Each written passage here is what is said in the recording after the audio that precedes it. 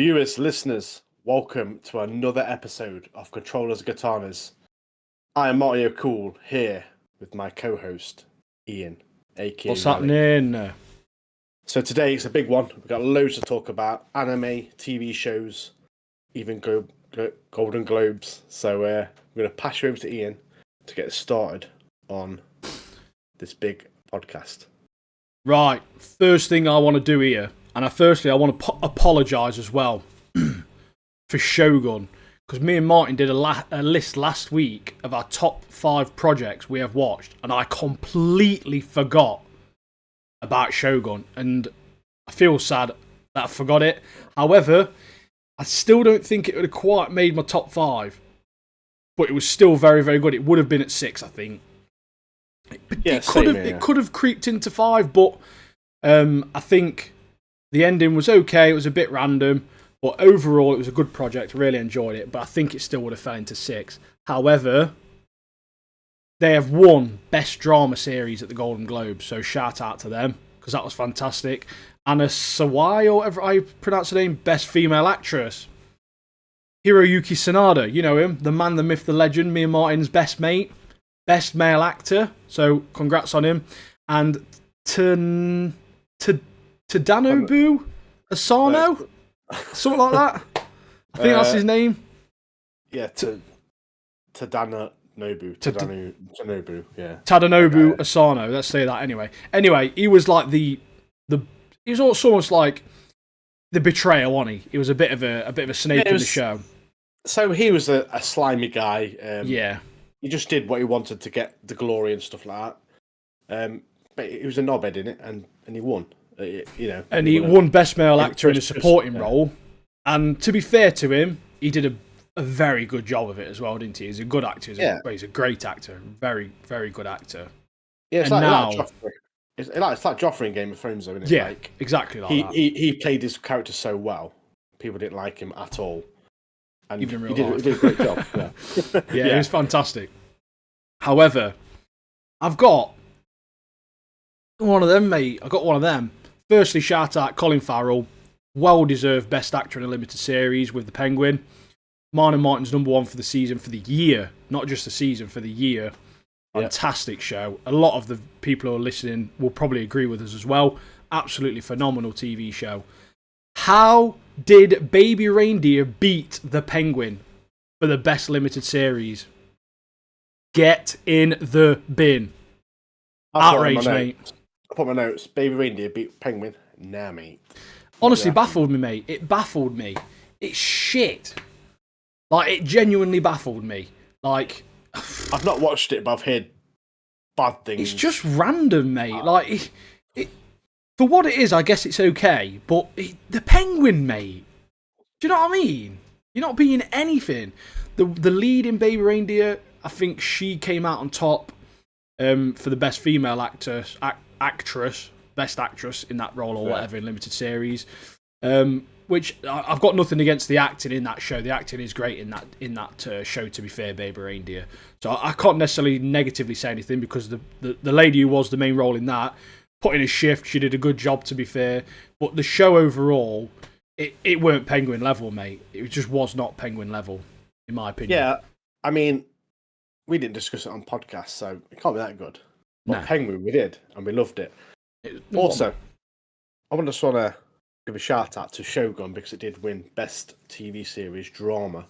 Yeah, and legendary. For that to win that, and then we have all the actors and actresses winning all these Oscars, you just know it's a good show. So if you haven't watched it yet, get on it. It's so good. Let's just add to that as well. It was mostly Japanese, so it's not only that it's the best show that won, it's a foreign show, essentially. The Golden Globes is obviously notoriously English shows, like, not English, but English spoken shows, should I say.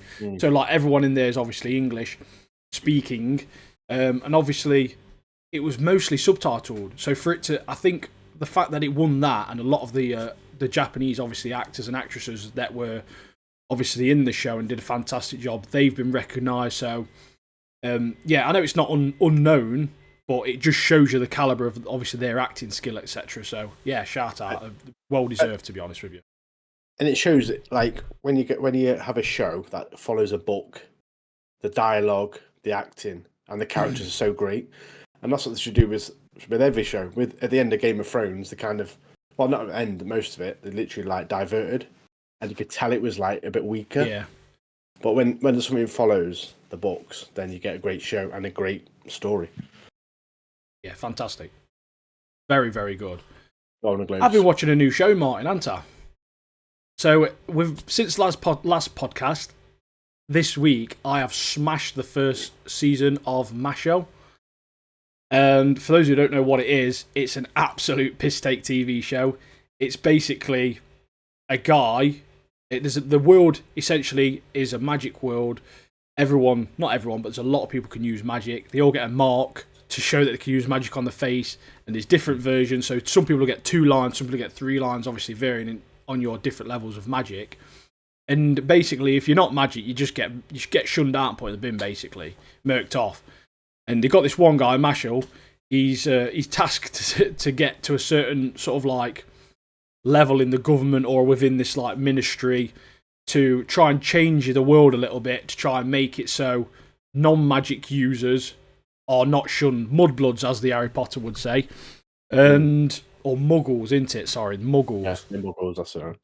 And it is an absolute piss-take show. It's got all of these sort of like typical tropes from anime. This guy's just dead strong, like unbelievably strong, to the point where there's a part in it where they're playing a rip-off Quidditch match, and he's kicking his legs that fast, he's just staying up in the air floating, mate. Like, he's literally flying by kicking his legs there quick. Like, it's so stupid, but it's so hard to explain. I loved it, mate. I've loved this first season of this show. It's just, there was parts where I was laughing out loud. Like, the humour's so dumb, but like it was just hitting me in all the right places, mate. Yeah. It was one of them shows where I just popped it on and I just binged it. And honestly, some parts are actually quite good. There's some scenes that are fun. There's sort of different activities that they're doing. There's different like challenges that they're doing. Fight scenes, some of them are pretty good. Some of the characters' abilities are fairly interesting as well. So some people have like, guy come from like a family where the magic background is gravity magic. Another guy's is fire magic. Another guy's is like, I don't know, lightning or whatever. There's all these different abilities. One guy can control and turn people into puppets, for example. Like, there's a lot of cool power system, like cool powers and stuff in it. And then obviously Mash, the main guy, he's just basically just smashing everyone's face in. Like, he's just dead strong, mate. Like, people are like, is he using magic? Because there's one part where they're like in Harry Potter, where they're learning how to fly a broom. They're like, up, fly, or whatever they're doing with the broom. They're doing that. And he can't do it. So he just stamps the floor that hard, it shoots the broom up and he grabs it. And then it's like, right, we're going to have a flying race now. And he just throws the broom as hard as he can and then just jumps at it and jumps onto it. It just flies off, mate. It's proper stupid, but yeah, it's funny, mate. It's just funny. And the opening song is a banger as well, mate. It's an absolutely banger. Yeah. It's called like Knockout, I think it's called. I can't remember who does it, but yeah, it's on my playlist, mate. It's so sick. It's so sick. But it's like, the way I can describe it, it's probably almost a little bit like a, Scary Movie. How it's like a parody of loads of different things, loads of spoofs. It's a bit like that in a sense, with its own little like ongoing storyline. And you do care for the characters as well. Some of the characters, obviously, you do enjoy, especially Mash. Is realistically like really, really strong, but he's very monotone. His voice is. He's like, all right, okay, yeah, all right. But like, he's such a great dude. He's got a good art. He does anything for his mates. Like, it's sort of like One Punch Man in a sense as well. One Punch Man's probably, in terms of animations, probably a little bit better, to be honest. But it's that sort of show where it's almost like, oh, no one can defeat me, I can just kill everyone in one punch, like that sort of thing. You know he's very likely to win the fight, but it's just still enough to keep you interested. I've just loved it. I'm on the second season. I've not started watching it yet, but yeah, I smashed the first season. Proper good. Loved it. You know, it was on about us both going through Hogwarts again, Hogwarts Legacy. Maybe you can make Mashle, like Mash, as your main character. In Hogwarts, yeah, that's a good idea. Yeah. Something you didn't know, I finished Hell's Paradise today. What a show that is. What a show, mate. 13 episodes. What a show. Gabby Maru in that is amazing. And I'm going to do a short of him because he's so good and he deserves a short. He deserves some light, mate. The Hollow. Yeah. Gabby Maru, the Hollow. Yeah. Legend. proper shinobi. Legend. But you So guys, if sick. you got any other like short anime shows that you want to let us know about, put in the comments. We're into these 12 anime, 12, 13 episodes of the 12, 13 one. episodes. Yeah. So we can easily get through them. So if you've got any suggestions, put them in the comments in the bottom of the video, and we'll check them out. Yes. I've Do got a it. little Get bit in of there. news. I've got a little bit of news today. What we're saying? Very short. Very short. We've been looking at Marvel Rivals. So there's a new like update come out where it's like to do like the Eternal Night or something. It's like vampires and stuff. And I believe Blade's been captured in it, and some other guy, I can't remember his name. But Fantastic Four get brought into it. So Nice. so these characters will be available now in Rivals. I think it's available now or like in the coming days. But that's something to look forward to. Also, Assassin's Creed Shadows has been delayed further. So I want to know what's cracking off there because what's the other game that came out? Rogue. What's the one where you play like a rogue agent? I can't remember the name. But that came out and that flopped. So if they bring another game out, Ubisoft are done if they fail with this one. So I'm interested to see why they're taking it back, why they keep delaying it, what changes they're making, because I've got a lot of issues with this game. And I don't think I'll be playing it myself, but I want to see what comes about with these delays and see what they change to appease the fans, I suppose. But yeah, that's the only news I've got. But it's Ubisoft, isn't it, mate? They're a shit developer, to be fair. But well, apparently there might be. If this like don't do very well, I think they'll probably be brought out by like Xbox maybe because they've lost so much money and they're not what they used to be. It's like EA, isn't it? They're essentially riding off the back of FIFA. Like, people still buying FIFA. Probably running that, like, keeping that company afloat, mate. I swear to God. But it just annoys me because, obviously, Ubisoft brought the Assassin's Creed games out, which I love, like the franchise and stuff. Yeah. It used to be great, mate. It used to be fantastic. And they brought other games out as well, which, like For Honor and stuff like that, which I really enjoyed. But it's just annoying now that they've gone... I don't know what they were thinking when they brought this Shadows out, and they know the Japanese, so... And that's the country it's based in, so I don't know what they're doing there. Japanese hate you, mate. On a Japanese-based game, you probably got to just, like, take a step back and just reevaluate, do you know what I mean? Do some research. Get some researchers who are Japanese. If it's based in feudal Japan, get some proper researchers in. But yeah, that's it. And that's my little rant over about Shadow. So, shall we do the soundboard? New soundboard. You know the rules. Yeah. We do it every week. Let us know. Right, first one. As we are now.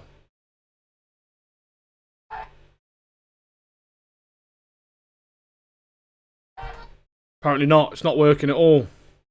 Technical difficulties. We'll talk. I'll fix it. We'll talk. Okay. So me and Ian went to Zombie Experience last weekend. Yes, we did. It was Saturday, just gone. Very, very good. Very, very scary. Great experience to have with your mates. Yeah, I loved it. It was honestly insane, wasn't it? Like, so I didn't know what to expect. And then, like, literally the first round, I was like, "Oh my goodness!" I was so intense. So for those of you who don't know, I've done it before. I went on a mate's stag do some years ago. It's got to be like 6-7 years ago. And essentially, the one we did, it was at an airsoft site. You get split into teams. You can upgrade to different guns if you want to, pay a bit extra money. But you essentially get a pistol, and you've got 12 BB bullets in this pistol. It's like an airsoft little pistol. And you get pushed out into this like airsoft environment. Bear in mind it's dark as well. Loads of like partitioned walls, and you've got to go around doing different tasks. So one, you've got to like collect like CDs. One, you've got to collect like biohazard like materials. Loads of different stuff. But then there's people dressed as zombies that just chase you. And you can kill them, but the more you kill them, the longer they take to kill. And they literally just honestly bomb after bit. And there was like one guy called Titus who's invincible. He's got a chainsaw and he's like got a clown mask on.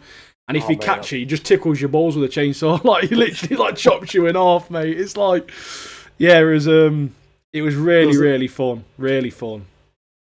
Talking about the zombies chasing me, I literally got chased for like 10 minutes, and I was literally running through all these little holes. I mean, I thought I lost it, but then I felt like a bat come between my legs. I was like, "It's got me." So there was one big guy wearing orange. He had a bat, and he was holding on to me, and I was running with him attached to me, like, "Where's my team? Kill him!" Well, if you do it, it's one of them events you have to get into it. So you'll get out what you put in. So like, if you're not taking it serious as if these zombies are real, you probably won't enjoy it much. And there was 7 of us that went, and every single one of us loved it.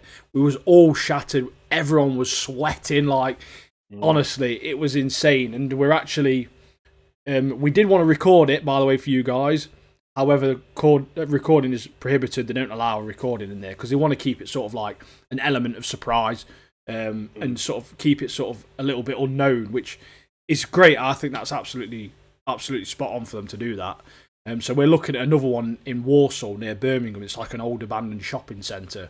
And then there's another one that's like an old factory in like Sheffield. So the little group of us, I think there's actually 8 of us now instead of 7. I think we've gained a member. And yeah, we're basically just lads on tour, mate. Going to do like every 4 months or something. We're going to put something together. So, but yeah, Zombie Uprising it was. It's in the UK. They've got loads of sites up and down the country. And yeah, if you're interested, just give us a shout. We'll send you some details over because yeah, it's spot on. Absolutely spot on. There was a part. We might not be doing this podcast today because there was a part where Titan actually got me and Ian against the wall. It battered us both at the same time.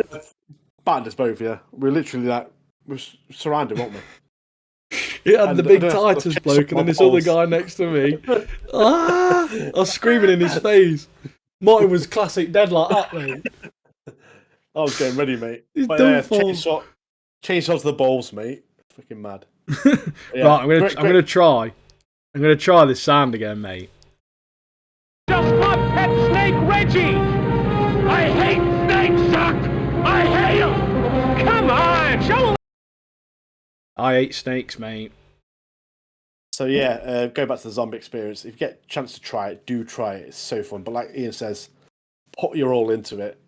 Get into it. It's so fun. It's so good. So next time we go, we are upgrading to the M4. You get 300 bullets in an M4, and it's unlimited ammo. If you run out of ammo during a round, you can run up to one of the guys, and he'll give you another clip. It's worth noting as well, they get into character, and they do insult you, and it's awesome, mate. Like, if you get offended easily, don't go, because it's not your sort of place. There was a guy there who we work with, Perry. He just got obliterated. He was getting called a paedophile. He was getting smashed to bits by them. It was insane. It was so good. Away. It was literally instant. He met us in the car park and battered him instantly in the car park before he even started. But yeah, let's say get into it. Prepared to be insulted. Prepared to run a lot. It's good cardio workout, isn't it? But honestly, very good. And also, if you're really interested, get in touch with them because they do sort of hire zombies quite regular. So if you've got free spare Saturdays, get on it, cash in hand probably, I don't know. Probably drop you a few 40 quid in your pocket, 20 quid, I don't know, mate. But yeah.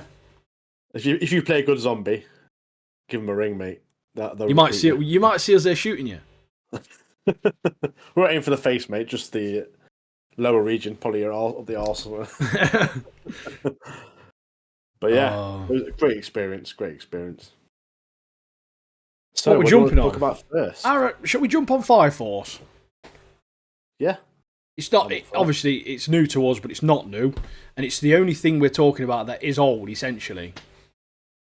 So we've got episode 3 and 4 of Fire Force this week, and I've made loads of notes. Well, I've made some notes, and I'm hoping they jog my memory, mate, because I feel like we've done so much and tried to remember so much this week, mate, that I'm probably forgetting a lot of stuff, but. Yeah, so this week of podcast, we've got loads of stuff to discuss. Tons. We've even got a little tier list at the end for you as well. Just constantly treating them, aren't we? Constant, mate. The gift that keep on giving, mate. Do you know what I mean? Yeah, so this episode starts with it's the race basically to find this fifth pillar that was mentioned by the first pillar. Obviously, Whiteclad know about it through what's her name? Almira, isn't it? She's she's kind of leading it all. But yeah, so it's the Whiteclad versus the Fire Force first to get to this this fifth pillar. Obviously, we know the Whiteclad's plan is to get all the Adola bursters together to trigger a repeat of the Great Cataclysm, but make it even worse this time, so it literally ruins everything, burns everything to the ground. I'm just looking at my notes and like remembering stuff here. So Obi goes to the leader of the agency doing a Fire Force agency. Yeah, the commissioner or whatever. I don't know what he is, but yeah, some big dog. Asks for support. You don't really get it because Hajima's like, yeah, and the company's there like not keen on helping him at all. Yeah, and to be fair to the guy who he spoke to, he does come across as that he does want to help him. But he just wants his hands help, are tied, essentially. Like, he can't do anything. Yeah, like you can see by his expressions and stuff and how the animation comes across that he wants to help him, but you know he can't because there's big dogs at the top. They're kind of pulling the strings, aren't they? And they've decided not to help the Eighth in this investigation. But then we get introduced to a new character, don't we? Certainly do, mate. So this is Inca. She's pretty sick. Yeah. You want to tell him about it? Yeah, so she's part of this like little crew.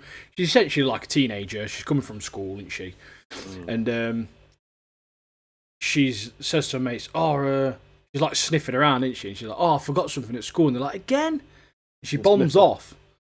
And essentially, like, she's quite interesting, to be fair. She can smell when a fire is about to break out, so she can see these like little lines to where the fires are going to go and explosions and that sort of stuff.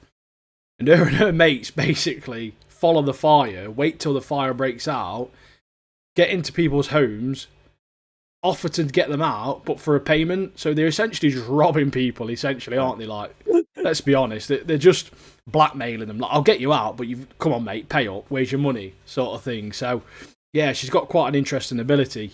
Obviously, at this point, she's saying like she doesn't know how to control it. She thinks she's like the 4th gen, but she can't control fire at all. So she's essentially just smells it. Like that's her ability. I can smell fire. I felt sorry for the old dude in the episode though, because like his house is burning to the ground. And he's like, and then he sees this girl at his window, like, "Oh, you come to save me." Yeah, but it's going to cost you, mate. And it's like the poor guy's got his like life savings in his drawer. I've got money in my pants drawer. Yeah. With his smelly socks and his skinny pants, mate. It's got a wad of cash, mate. And obviously, Inca just takes that, shares it out with a Panda and Sancho, which is her mates. But I just felt sorry for that poor old guy, mate. I was like, oh, mate, he's on his own. He's been saving up his life to treat himself, and then. Yeah, it's his retirement money, man. He hasn't even got a house now either. Hope he's insured. But yeah, so she kind of explains where she started to find out about her abilities with this great fire, doesn't she? This great fire that kicked off in I'm sure it was like a town that she was in before. And then she learnt about the lines that Ian mentioned, that she can see the lines, and she was able to dodge and weave to safety. And obviously now she uses this ability to exploit the weak. Financial gain. Respect. She comes across as like a bit of like an adrenaline junkie as well. Yeah, she loves the thrill of it. Loves danger, doesn't she? Yeah. And then she goes, I love danger, I love the thrill of danger. And then that first pillar appears in her head, doesn't it? Via the like what Shinra got. Possessed her, mate. Yeah, so she's like, if you like danger, you want to know what's about to happen to you. The whole world's in danger, kind of thing. So buckle up, and she's like, "Huh? What was that? What's that?" But then she sees, doesn't she, or smells like there's like 8 nukes about to erupt, essentially, isn't they? In the town. The whole town's about to go. And she's like, "What?" And they're basically thinking that she's the 5th pillar. So, yeah. To be fair, these 2 episodes were actually, now remembering them, they were pretty bang on episodes, mate. I'm not even gonna lie. So obviously Shinra's on the girl trying to trying to get her before the white clad. So that's his task, isn't it? Look, Shinra, you go after the girl, get there before the white clad do. Arthur, I want you to go and scrap with a little crown girl, electric girl, because your plasma smashes her to bits. Arthur's sick, mate. Arthur is. Yeah, he's getting. At first, he was all right. Now he's getting better as the he's getting decent, isn't he? So obviously, at this point as well, the white clad actually roll up, and they just obliterated her mate. Literally touched him, didn't he? That guy. I can't remember his name was. Mate, Sancho. He was. What's his name? Sharon, isn't it? The white clad guy. Yeah, he's a beast, mate. He is, isn't he? Touched him and he just blew his body clean in half, mate. Oh, what? I like Vulcan. Obviously, he's working with the 8th now, and he's obviously making new weapons and stuff like that. It makes some new equipment for Maki. So the arm things that are controlled by her fires, are now like drones, aren't they? Yeah, they're so sick. So literally survey the area and see what's cracking off, which I thought was really good because I do like Vulcan as a character, and like now he's showing what he can do and what new things. Yeah, and obviously you see as well a bit more in episode 4, next episode, that they've got them like VR headsets on, haven't they? Maki and obviously Vulcan, they just smash around in these VR headsets. But obviously Inca at this point, she sort of like unlocks more of her ability, doesn't she? And then the lines, she can like almost, she's basically creating the lines, and you can create. She's drawing these lines, and she's creating explosions from start to finish. Like the lines creating like an explosion. She's like awakening her power, and yeah, it's sick, mate. Because she can see heat and fire, so she can predict everyone's moves. Basically, like that's OP. That is in this sort of world where everyone's abilities are fire abilities. You can see where it's coming from. Like I was thinking, do you know what? That's actually mad, isn't it? Well, that Charon guy's beast, isn't he? He's literally like every time he walks, he's like explosions, and he's got like loads of men on he as well to help him out. Yeah. But they just got murked off, don't they, straight away? Yeah, literally. But that Charon, he's like, he's buzzing because obviously she sees Shinra's line because he's coming down from the sky, and then obviously he's like, I've got the 4th and the 5th pillar in front of me. Like, I've won the lottery, mate. This is sick. I love the when Inca sees that new like kind of fire line. Like, what's that? Yeah. Shinra flies in, just knees Charon in the face, and he like, yeah, boom. Sick.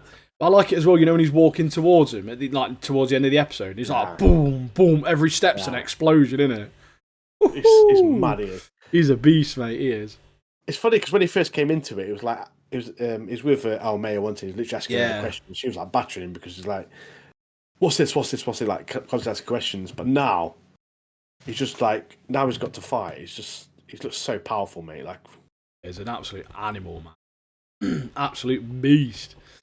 This goes on episode 4, doesn't it? Yeah, it ends there essentially with him walking explosion, and obviously episode 4 they're trying to get rid of obviously all them nukes were infernals, so everyone's turned to infernals, haven't they? But obviously it's like they're on waves mode. Every time they get rid of some, like more just keep spawning and spawning.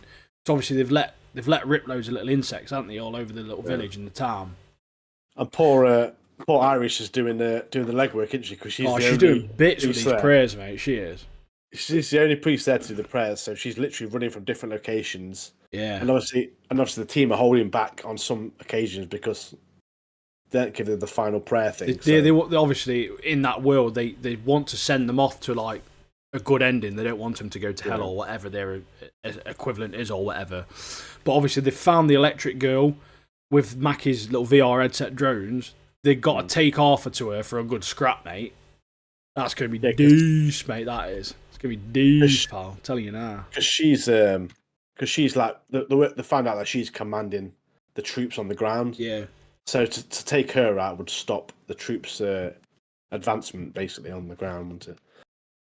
But these infernals, mate, coming like hordes of zombies. Mate. Oh, literally, horde mode. It's like on Gears of War, mate. But like the 8th has really did a good job. You got Hinawa literally blasting with pistols. You've got all the team doing the bits. Yeah, they're doing bits, mate. They're doing bits. Then we get this part where Inca's like, she's just a maniac, mate. She just wants to, like Mark said earlier, she wants to be in danger all the time. She hates the Fire Force because they save people. So, like, she hates it because people now expect to just be saved when there's fires and stuff. And she just wants to rob them, doesn't she? So, like, it makes it harder for her to bribe them, basically. That's the entire point of hating them. And then we have like in the midst of the horde, we have like a demon pop up, don't we? An infernal demon pops up.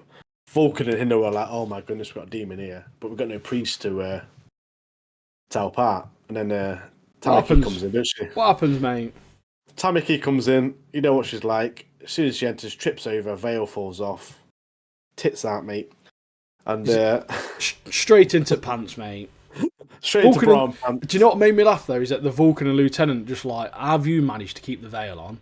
Like, literally asking, like, how she managed that? Like, how does that make sense? Like, Vulcan's having a good look, and then Hindu was like, "Yeah, keep it professional. Come on." We got a job to do. We got a job to do. I mean, that was completely unnecessary. It did make me laugh, but it was just unnecessary. But this next part, mate, was hype. Karim or whatever his name is, has rolled up, throws loads of them anti. Bubblegum Boy, Toro, or whatever his name is, from the fifth rolled up. Just start getting loads of appearances. Juggernaut's rolled up. He's just pinging missiles at them left, right, and centre, mate. You know, if he weren't so scared of fire, he'd be so sick, he would. I love that bit with Juggernaut, though, because he's firing his obviously, Juggernaut's firing his missiles, and he's literally, Charon's men. They're literally getting obliterated, aren't they? Getting murked, mate, aren't they? That Toru guy's sick, though. With his bubblegum. I did like it when we first met him, though, and he thought he was mint, and he got banged. He got beat by a Hindu, wasn't he? He got battered, didn't he? The bullets, like, ricocheting bullets, wasn't it? But yeah, that Charon's managed to use his powers to leap, like when Shinra's off, he's leaped, he's managed to leap all the way to Shinra, and grabbed onto Shinra. Shinra's pinged him through like 85 buildings, got bare people from Company 2 and 5 here. It's sick, mate. Arthur's rolled up to Electric Girl. Loads going off, mate, this episode, weren't they?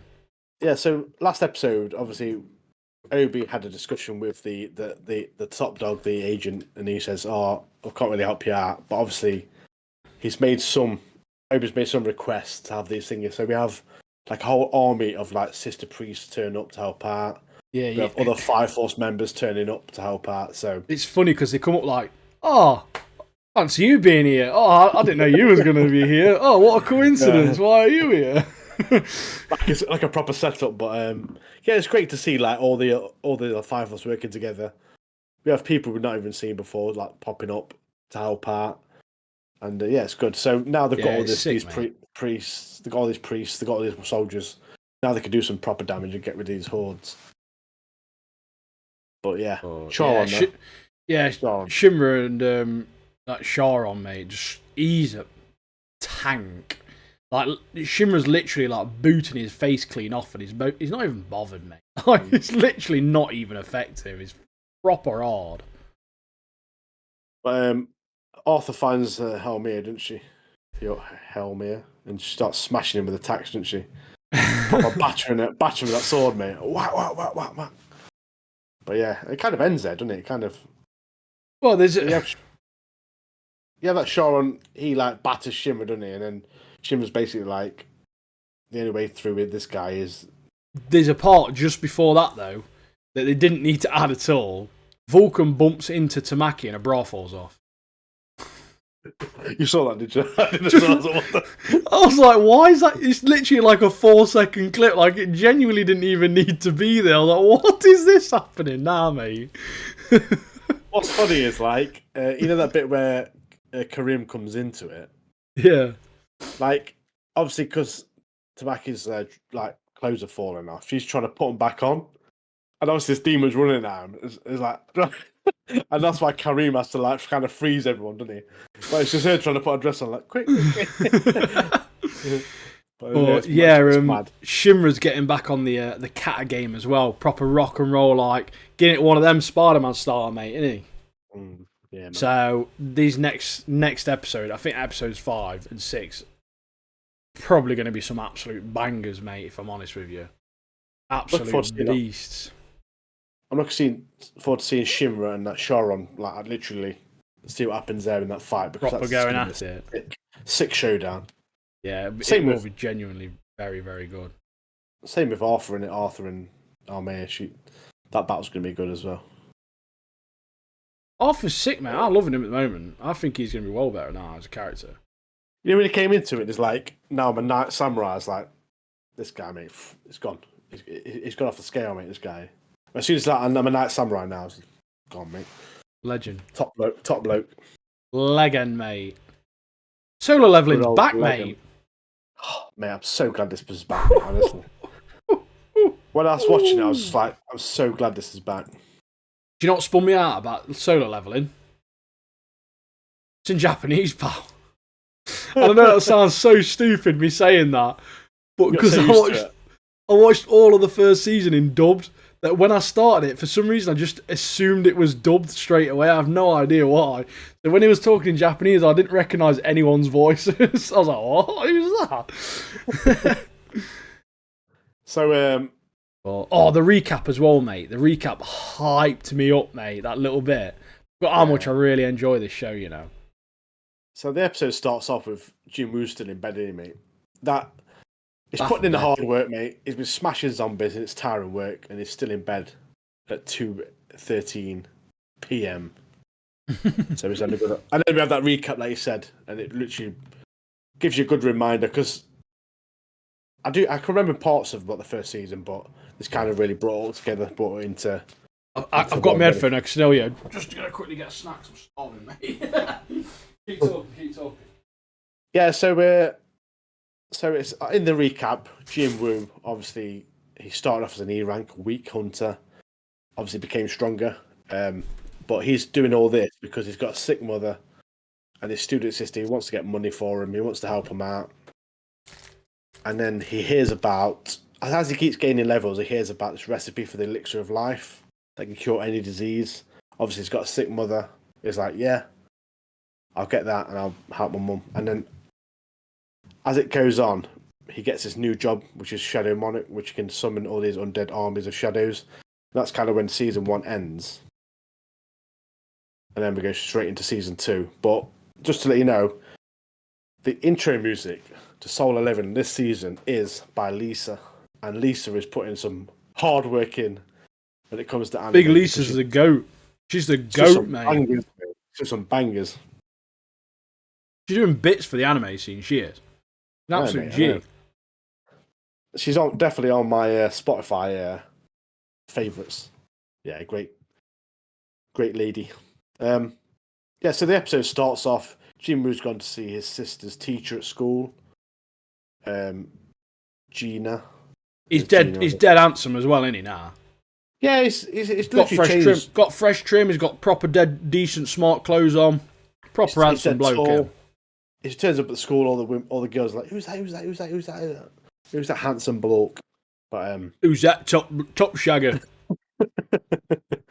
I want a piece of him. But yeah, all these girls are loving him. Obviously, he goes to see his sister's teacher. His teacher's like, "Oh yeah, she's doing really well. If she awoken her abilities, would you let her be a hunter?" He's like, "Definitely not." And then the teacher asks for help in another situation, which we find out that it's a student that loves training, basically. Loves training, loves doing missions, and he's going to help her out in like a training mission through one of the gates. And then, do you want to carry on? Or? Well, it's you know, what's his face? That bloke that comes up and he just wants to murk him off inside a dungeon. Dong-su. I put Big Dongo, mate, because I couldn't remember his name. Yeah, so Dong-su is the guy whose brother. His brother last season was knobhead. And I think it's when they went in the gate, Jin Woo killed him off because he was luring like lower levels, wasn't it, into a dungeon and killing him off. Yeah, they had a team, didn't he, of like baddies, basically. So he killed him off. His brother found out. He was a high hunter in the world. He found out, flew over half the world to come and kill Jin Woo. Just come do him in, mate. Go and murk him off. But I like, obviously, as well. Yeah, he even deserved it. But obviously, he's a bit of a nutter as well, isn't he? What I did like about this, like most people still see that obviously he's a ranky. But obviously, certain people have like their what am I trying to think of? What am I trying to say? They have their suspicions, don't they? Yeah, that he's not a ranking. That one guy's like, I think he's reawakened, etc. So essentially he's going on this mission with this E-rank girl from the school, and his job is to keep her safe, but also show her that like you don't want to be doing this. Essentially, so they're going for a C-rank portal and a rookie exercise mission, and they've got an A rank. I think they've got a B rank, couple of C ranks, and obviously them two as well. That and guy, going, I was just saying about the A rank guy is literally like a tank character. If you play like fantasy games, he's a tank character called Kim Yule. Kuhl, I think his name is. Heavy armor, big ass shield, bad attitude. Arsehole. Yeah, but I'll let you carry on. But yeah, so they go through this portal, essentially, and then it turns red.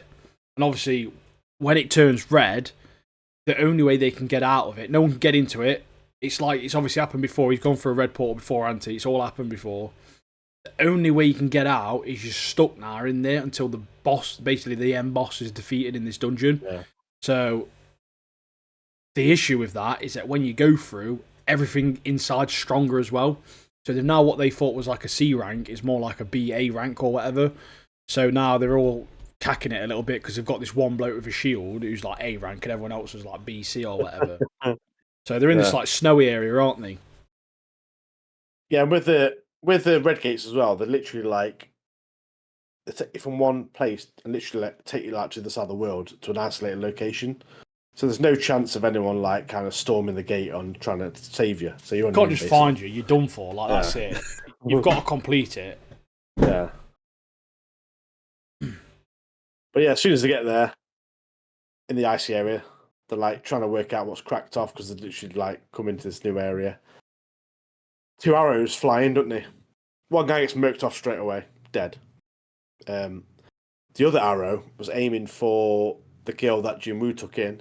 Yeah, Jinwoo grabs the arrow, saves her life, doesn't he? Basically, and then one of the girls in the party see that Jinwoo did that, and it's like she's like, A rank didn't even see that. Why has he seen that? Yeah, so basically the A rank's like the tank guy. He's an arsehole, but his plan is right. We're going to split into 2 teams. All the low ranks essentially go into one team, and the higher ranks go with him.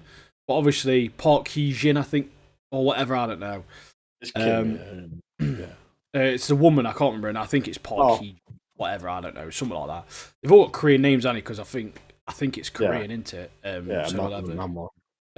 But yeah, he's obviously, she's obviously seen all this and I'm going with Jinwoo. I'm like, I suspect he's not an E rank, as obviously he's the only one who noticed the arrows. So he doesn't decide to go into 2 teams. Basically, he just picks the higher ranks and goes. And this guy's like, "I'll join you." No, mate, pushes him away. Like, get lost. Don't want you dragging your heels and like. Yeah, and then she's like, "Oh, I'll go with them. Like, I'll keep an eye on them or whatever." No, she knows like Jinwoo's a beast, mate. Do you know what I mean? And she thinks he's dead handsome. Yeah, fancies him as well. And Jinwoo's like, "Oh, we'll go for the forest then." And this clever guy because smart bloke, mate. Smart bloke. So he goes because the people who shot the arrows were ice elves, and he goes, "Oh, we'll go through the forest." And then the woman's like, "Why would you do that?" Basically, he's like, the only enemies here are going to be the ice bears because that's their territory. So we've got no chance of ice elves attacking. So just focusing on one enemy, which is a clever idea, because the other dudes are going to have to face bears and the elves at the same time. Elves, yeah. So it's clever on Jinwoo, mate. Thinking clever. He's just a beast, mate. But basically, these bears are massive, mate, aren't they? They're ginormous polar bears. What I've loved as well about this as well is the blood and gore in it, mate. Is so good. Like, it's so good. To be fair to that Kim Cool or whatever his name is, that the big A ranker. To be fair to him, he does murder that bear after he literally slices it off with his shield, which is pretty sick. But on the other side, Jinwoo, mate, just literally kills about 20 of them. He's gone to find the bear's cave, so he can just batter them all, get loads of XP, and obviously make it so no one come and look for his team. Yeah, such a legend, bro. Such a legend. And while he's doing that, while he's gone to the den to fight the big boys, his team are around a cozy campfire eating bear meat. Chilling, man. They're just chilling, feasting. They're chilling while he's doing all the putting all the hard Feasting, grafting, bro, mate. aren't they? But he's obviously gone over there on his own. He's used his new summoning spell that he got from last season. All of his summons are just going out, and I love it how it shows the mana points as well going down. I was like, mate, this guy needs to get some points in intellect ASAP, bro, because he's magic, mate. His magic is low. He needs to get some stats in that ASAP. But so he finds the den. There's literally loads of bears, freaking millions of them. Anyway, his army's going at it, killing all the bears. Then the big boy approaches, doesn't he? Basically a mohawked bear. He's a beast as well, isn't he? A few more scars on his face. So all of his magic, all his mana runs out, and all of his summons disappear. Bar Igris. And Igris just batters this big boy bear, mate. Like, done for, mate.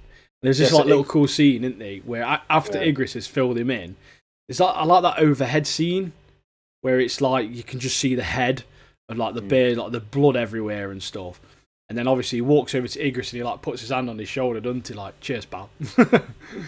I just love the scene, like, obviously, because this bear just comes out, mashes all of his army, shadow army.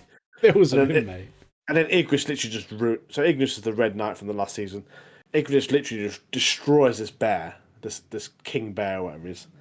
So it just shows you the power of Igris compared to a normal minion. Obviously, the whole minion just got wiped out in one hit. Then Igris comes on and just slashes him up and then chops his head off to finish him off. Great stuff.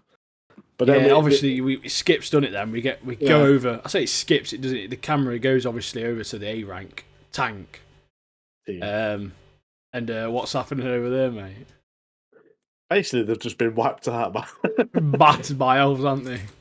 Yeah, most of them have been like shot up with arrows and stuff. And then the lead Ice Alpha, which I'm assuming is the boss of the dungeon, he's like kind of laughing at the A rank, and then the A rank literally craps himself and runs off. So that's he's cacked his knickers, hasn't he? And his team's been annihilated, and he's legged it, but he's been seen by the leader, hasn't he, of the Ice Elves. So I think he's going to run back, and unfortunately going to lead all the elves back. And obviously Jim Woo's going to have to step in and help. But he needs to get his mana back first. Great first episode back. Well, I think that's going to be the challenge. I think he's not going to have time. But it's a great first episode back. Love the episode. Fantastic. And I missed it. The puddle of blood, obviously, with the bear and stuff. But the title of the episode was, "You're not an E rank, are you?" And that moment as well, when she asks him, like, "You're not an E rank, are you?" And he like just looks like, whatever. It's great, mate. Really good to be back with Solo Leveling. Because there is a bit where they're all like kind of questioning him, aren't they? Asking too many questions, like, what's this, what's that, what's that? It's like, right, enough of the questions, mate. Let's focus on the mission kind of thing. Because he's sick of all these questions, mate. He wants to get down, get out of that dungeon quick time. I forgot to mention as well, there's that part, isn't it, where he opens his inventory up, doesn't he? He gets like 4 of these like big massive leather fleece like coats, doesn't he? And gives them to his mate, and they're like, what? Yeah. Like, even S rank, some of them can only get 2 or 3 things out. Like, what the hell? Sick, yeah, so sick. Because it's like cold weather and stuff. He's brought these like outfits, on to better prepare for the weather, the icy weather. So yeah, he's always looking after the team. That bit where they're all sitting around the campfire though, eating meat while he's doing all the work, man. That was true. A true man quality, that is. True man. True leader, isn't he? Yeah, true leader. I'm going to go do another sound, mate. Do it, mate. Do it. Doing it. I'm going to do this one. I came here to save you. Oh, yeah? And who's going to come to save you, Junior? I told you.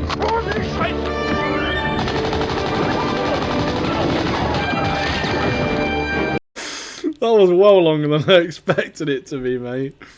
I told you, don't call me Junior. Yeah. Do you want to do Skelly Crew next? Yeah, let's get on to Skelly's. On to Skelly Bob Crew. So we've got great episode, by the way. Got one episode left after this next week. Finale next Wednesday. Yeah, So, this episode was sick, mate. It actually was very enjoyable. Really enjoyable. Another short episode as well, again. Yeah, half an hour on it.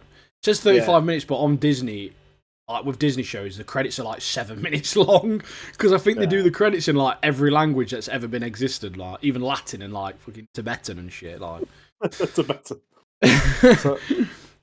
So the episode starts off with the parents are still concerned about the kids, obviously, and they're trying to get this. They've made a communication device, haven't they? Barrier pass, isn't it? It's like a barrier pass thing. And they're in the dodgy forest looking around, and they activate it, and then the droids are onto them, aren't they? There's loads of lights, isn't there? The droids just appear, mate. It's like the scene out of like ET or something. All these lights. Yeah. Then all the droids start chasing the parents. Most of them get stunned. And, like, zapped, don't they? But Fern's mum manages to grab the pass thing and get a distance away to release his pass into the sky, which obviously it's like distress kind of call thing, isn't it? Like a message, isn't it? Basically. Yeah, it's a message. It's got one of the little hologram message things, isn't it? But yeah, then we get this bit with Brutus in it. Brutus and the pirates. Obviously, because Jack last episode convinced him that he knows where the biggest haul of treasure is ever. This is in this like mystery place. This one of legend. So he leads into this planet. It's a toxic maelstrom in it. They're like looking at it like, what's this? It's literally covered in like green gas in it, like a proper toxic storm. Some hero decides to volunteer to check the planet out. Gets murked off. He gets electrocuted to death straight away, mate. As soon as as soon as like Brutus is like, oh, send a volunteer, and you see this guy stepping forward, like getting this, I was like, yeah, he's gone, mate. He's gone. He's done for. He ain't no hero. Do you know what I mean? Yeah.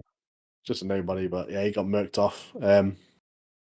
The kid's ship obviously appears in. They're like, oh, something's coming from hyperspace or whatever, and obviously it's the kid's ship. They've spotted it. Big Brutus has caught the kid's ship though, and they've basically pulled it in. They've grabbed Brutus in like a claw. I like that bit where they like grabbed him, didn't they, in that claw? It's like a cargo hold lift, isn't it? Yeah. Yeah. Silvo's murked him off, mate. You would do it, wouldn't you? You would do it. Yeah, obviously it makes sense, but it's just proper murked him off in front of his mates. I did like it. I did like Brutus. I thought he was a good character. Like a good baddie. Yeah, it was cool, wasn't he? Decent, yeah, he was cool. But we learn a piece of information as well, don't we? When the communication device hits, obviously all the adults are aware that Atatin is secret. Like they're like, oh look, we was going to tell you when you got a bit older, sort of thing. So it's not like the people on Atatin are sort of like, so not slaves, but like prisoners to it. They are aware that they're on a secret planet, if that makes sense. I like the bit where Jack obviously dressed up as Captain Silver again. He's back now. He's the captain. And then they have this bit where SM33 is like, Jack, you can only, as pirate code goes, you can only be a captain of one ship. And there's like, okay, I claim the ship. And then that Fern goes, oh, what she says? It says something like, because I call unclaims is. Yeah, I call unclaims is. And that the ship's for kids. And 33 just sparks him clean out, doesn't he? That Jack's like, it doesn't work like that. Next minute, boom. As he grabs the floor. It doesn't work like that. He wakes up to see the ship flying after this. or taking off. But you forgot as well where 33 just proceeds to lay out all of the pirates on the ship, mate. Yeah, so sick, mate, that was. Ship, yeah. That was, it's funny. But it was very good. Yeah, so it turns out, we find out that the Cinder, Onyx Cinder, was an old mint ship.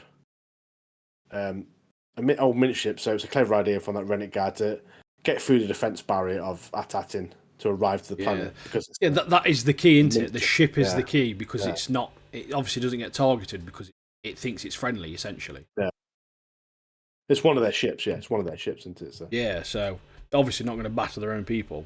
Well, they might, but you know what I mean. So they obviously made it through, haven't they, the barrier. I like it because they're like, every time they go past one of the big satellite things, they're like, oh, we're going to get done, we're going to get done. And then it flashes green, doesn't it? Like, oh, no, that's cleared, like, keep going sort of thing. And then they get a fresh look at their home again. They see their planet home. They're like, yes, we're home. Jack has hitched a ride on the ship. Big Silvo's there, isn't he, mate? Big Silvo / Jack / John. Anyway, MSM33 is like, right, I'm going to get rid of this guy. Runs at him. Gets his head chopped off, doesn't he? Mate, Jack's I was lightsaber. fuming, mate. I was. 33 is a top shagger, mate. You can't chop his head clean off, mate, like that. That's disrespectful, that is. Top shagger. Proper disrespectful, mate. Basically, Jack's basically said, like, he's seen that distress message thing of his parents. It basically says, you're all weak, and if you don't do what I say, I know who to carve up, like your parents. I know what they look like now. Yeah, I've seen your parents on the signal thing. I know what they look like. So if you don't behave yourself, I'm going to kill him. Basically, this lightsaber. I like how he killed 33 and then instantly Miles redeemed himself by saying Wim's the worst one. I was like, yeah, Wim is the worst one. He's shit, mate. I like that little rat thing that comes out of SM33's eye. Yeah. I don't think that's in the SM33, but no, I hope not, because he's cool, isn't he?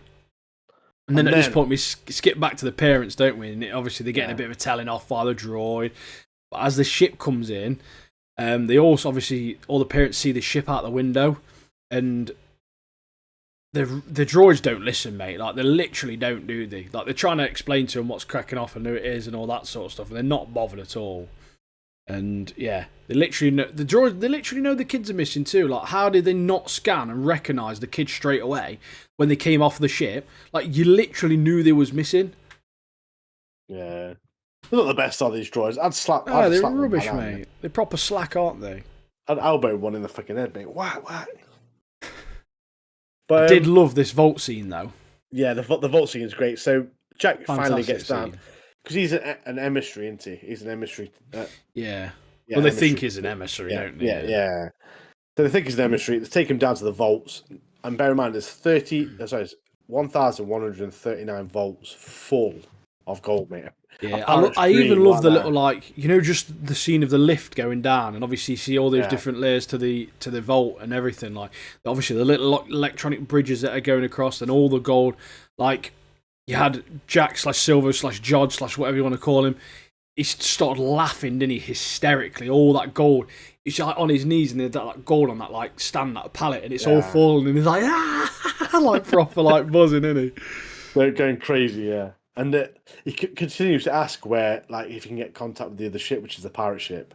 Yeah. But all these vaults full of gold, mate. It's mad, isn't it? Like, yeah, but the droid's like, no, you're not permitted to do so. You're not permitted supervisor to do so. Kind of, yeah, we're going to have to take you to the supervisor. But then the episode ends with the kids being reunited with the parents, and then it's on to the finale next week, isn't it? But not only are the kids reunited with the parents, our man Jod Jack Silvo, he's rolled up with a lightsaber, hasn't he? And then it ends as he's pulled the lightsaber out. Sick ending. So one more episode left. I hope we get more answers to who he is, because obviously I know he's a pirate criminal. He's known by all these different people, but still not explained like the force part of stuff, has he? Yeah. That's all going to come out in the next episode, mate. And he knows what he's doing with a saber as well. Do you know what I mean? Like, he's got to have some sort of Jedi background. Whether he was like a youngling or something, I don't know, mate. But there's some background there, isn't there? Great character, though, isn't he? Great character, Jack Jod. Very good. What was his name? Jack Jod Silvo. Yeah. And it's played by Jude Law as well, which is obviously a great actor. Yeah, very, very. He's got a massive list of films that he's been in, which is great films as well. Enemy at the Gates is one of them for me. Great film. But yeah, it was a great episode again. This season, it's been very good. Obviously, coming off the back of Acolyte, it didn't take much, but I've really enjoyed the season. Very good. Yeah, it was really good. The pirate side of things, I've enjoyed it more because of that, because I love stuff like that. I'd like to see him explore that a bit more. Yeah. Whether they'd like a spin-off or like something that spouts off from this within that universe as well. Do with pirates or something. That'd be pretty cool. Yeah, I mean, they could do like obviously season 2 of this. Probably not with the same characters, maybe different characters, but whatever. But to see more pirate stuff in the space universe, Star Wars universe, would be great. Yeah, very. There's always going to be pirates. There's always going to be pirates, space pirates, isn't there? Because there's a lot of treasure out there, a lot of things to steal. Oh, loads. Infinite, mate. Infinite planets, basically, isn't they? In Star Wars. Yeah. So another show we've been enjoying called Squid Games. Squid Games. So me and Ian planned to watch 2 episodes, but it's my fault, really. The end of episode 3, there's a cliffhanger, and I was like, "Should we watch another episode, Ian?" So we've done 3. We've done 3 episodes of Squiddy G's, and then next week we're going to do 3 episodes of Squid Games again. So next week we're going to be saying goodbye to 2 shows, mate. Yeah, 2 live action shows. So we're ahead of stuff now, aren't we? Because we're doing this. We're ahead of the shows that we kind of planned beforehand. Yeah, we're doing well. Yeah. Because obviously Sakamoto Days comes out yesterday. I think it's out like as people are listening and watching as this was released. Sakamoto Days is out, I believe. So obviously that'll be added to the list next week. We'll have more Fire Force. We'll have more Solo Leveling. I don't know what else we're doing, to be totally honest with you. I can't remember, because Squid Games was meant to last us 7 weeks, and we finished it in 3. So we have got the other Korean show, that Bloodhounds, was it? Yeah, which is like a fighting Korean show, which would be interesting to have a look at. If you, we'll probably ping that to add a live action to it, but we'll surprise you next week. Just look forward to next week's episode, because you're going to get something different. So. But yeah, Squid Games. Do you want to kick it off, episode 2? Yeah, let me open up my notes. This is the part where that Seong's in his underpants, mate. Arrested. Someone gets arrested in the pants or something, don't they? Which one is that? That Mr. Choi's bloke's rolled up, hasn't he? And he sparked him out with a fire extinguisher or something. Oh, yeah. So this episode's called Halloween Party. So last episode... It's proper funny, that bit, mate. Song had he played that game, didn't he, with the suitcase guy. Suitcase guy blew his head off. Jun Ho is sitting outside the car of the police officer. He hears it, runs in the apartment. He hears one of the rooms, some guy grunting. Is that what's going on here? And screaming. He opens it up. It's Mr. Kim's mate, which is his name's Woo. He's tied up. He frees him and goes, what room's Song in? He's in 401. He goes to 401 and he sees Song standing over the corpse of the guy, the suitcase man. And he's looking for that key in his pocket that the suitcase man told Song it was in there. Anyway, so John Who's like, get your hands up kind of thing. And then that Woo guy comes in. WWE, no mercy. Fire extinguisher to the back of the head, mate. Knocks him. Hardcore match fills him in, mate.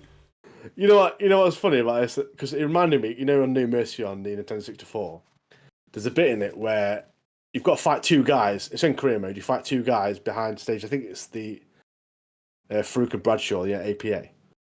And I was like, "Flip, what am I going to do here?" I was like literally running around backstage, like, trying to escape it. And I got a fire extinguisher, and I literally just kept running at him, hitting him. And I knocked them both out, mate. I just remember that, mate. I literally run, and when you hit him with that, you literally jump in the air and sort of whack him.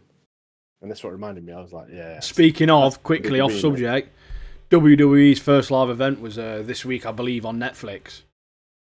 Apparently it did really well. I don't know, I didn't watch it. But hopefully we're going to get back to those sort of like Attitude Era days now. We haven't got sort of those American TV shows putting on like restrictions and various bits and bobs. So we're potentially on to better things in terms of wrestling. So we'll wait and see. Yeah. And I'm looking forward to that. It should be really good. So we find out. So that Song, he looks through he continues to search for the suitcase man's pockets, and he finds an invitation to a Halloween party in a nightclub. Yeah. That the Woo guy, the Woo guy. I love that. I love this character. He's sick, he is, isn't he? I love him as well. Yeah, he's really good. Woo Choi or something his name is, isn't it? Legend, mate. So they kind of catch up to what they're both up to. John Ho says, "Oh, my brother's on the island. We don't know who it is." And that's what he's been trying to find. It's been trying to find this island, but then on the other hand, Song is trying to get to the island or trying to stop the people behind the Squid Games because it's just madness. Obviously, they're killing people off left, right, and centre through these games. And then John Ho like says, "Oh yeah, I was undercover at the games to try and find my brother." Basically, like he was partaking in getting rid of the bodies and all sorts like that. But then the take it song goes, "Okay, follow me." Take him to another room. And mate, this is like Walter White's bedroom, mate. Block of money on the bed's funny as out, mate. Yeah, so there's literally piles of money. Obviously, Wu's like, "Oh, you were telling the truth then, basically, all this money." So that he did win Squid Games. He takes him to a bathroom. He goes, "Oh, we've already got pistols. What are we gonna do?" Takes him to a bathroom. It's like John Wick's bathroom, mate. It's got loads of guns everywhere in it. And then John Ho's like, "How do you know these actually work if they're off on the black market?" Song takes him in another room and blasts this like wall in with an AK-47. He's like, "Yeah, they definitely work." He walks through. He's like, "Yeah," opens it up, and there's just loads of holes in walls. There's like a massive shooting range, isn't there? Like, how's he done that? Has he got a contractor in or something? Because that must have taken him ages to knock them walls down, pal. Well, we find out it was like 3 years, wasn't it? 3 years from the last game. It's been taking him ages, man. It's been working on. He got a new haircut, didn't he? And they've been pink. Oh yeah, got rid of that pink hair straight away, which made the pink hair pointless. Like, Yeah. it was, what's the point of doing that? He literally got rid of it straight away. It ruined me. It ruined me at the end of season 1. That did. But we get introduced to another character here, don't we? Is it Noel? It's like Njol, isn't it? Njol, yeah. So basically, she's escaped North Korea, left her husband and child behind, and literally got out of that country. And now she's trying to, she's paying money to brokers to try and find her daughter and bring her into South Korea. She works as like a buddy mascot at like a theme park, where she meets this like cute little girl who like loves the parade and stuff. They have a nice little moment, and then we find out that this young girl's got like a blood cancer. Anyway, Neil like quits her job because she gets one of them cars, doesn't she? She gets one of those cars. As she's leaving, this little girl gets put in an ambulance. She sees the dad and everything, like going to the hospital with her. She goes to the hospital and finds out her dad of this little girl needs loads of money to pay for the treatment. And it kind of ends there, doesn't it? It ends there. Oh, that's that part, yeah. Yeah. And obviously we'll see more about this later. But then Wu's been there giving some money, hasn't he? And he gets this like army of ex-Marines in, some proper hard nuts, as requested by Song. Cream of the crop, mate. They look ruthless, some of these guys, especially the main guy. His name's Kim, I think it is. Yeah. He's a beast, mate. But these guys mean business. I like the dentist, mate. Well, I like the part before, like, you know, the cop dude. I was like talking to his mum, and his mum like thinks that he's just run off, like his brother's just ran off, and just not got in contact with them. And obviously, he's just basically keeping her out of it, and obviously letting her think what she wants to, even though she knows like he's doing horrible things, and obviously he's being a horrible person, and that he's still being like a good guy, a good son. Like, no, just let my mum think what she wants to. He's a nutter, basically. Because their mum's like, "Oh, was it my fault that he ran away and stuff like that?" No, we kind of find out that it was his wife died. Inu's wife died, and then he kind of went off the. I'm assuming he went off the rails, kind of thing. Yeah, ruined him, didn't it? Yeah, man. Mate, the dentist scene, like you was about to say, where you know where they're pulling Xiong's tooth out. Mate, I thought it was an ugly woman until he took his mask off. You know, it was a bloke. I was like, what? I thought that's one of the ugliest women I've ever seen, man. That's all his grandma. So. But basically, Son gets his tooth pulled out, which is flipping awful. Dentists are awful anyway. I've had the privilege of having my tooth pulled out once, and it was awful. So Son gets his tooth pulled out, and he gets like a new tooth put in, but it's got a tracker in. And obviously we want to know, because he's going to this party, we want to know where he is. The whole Marines team that is brought, this army of Marines want to know where he is, so they've got his tracker in his mouth now. But then we go back to that Noel woman, and she rings up the Squid Games card, gets a location to get picked up.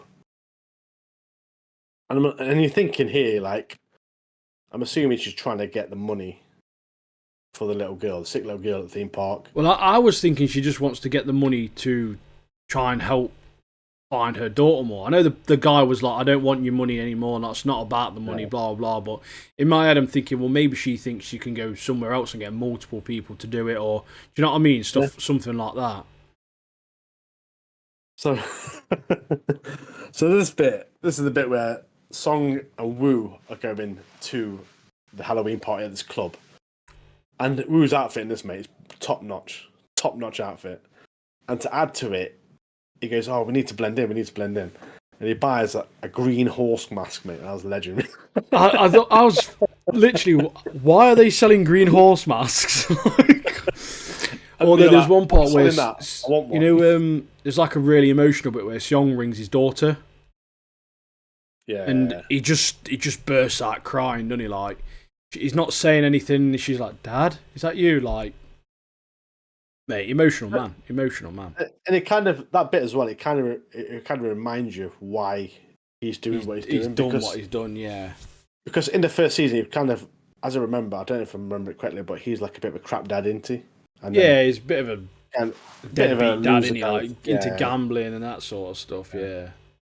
But now he's kind of redeeming himself, and obviously his end goal is to get back with his family, which is his daughter, and well, essentially just his daughter, isn't it? But yeah, that's why he's there.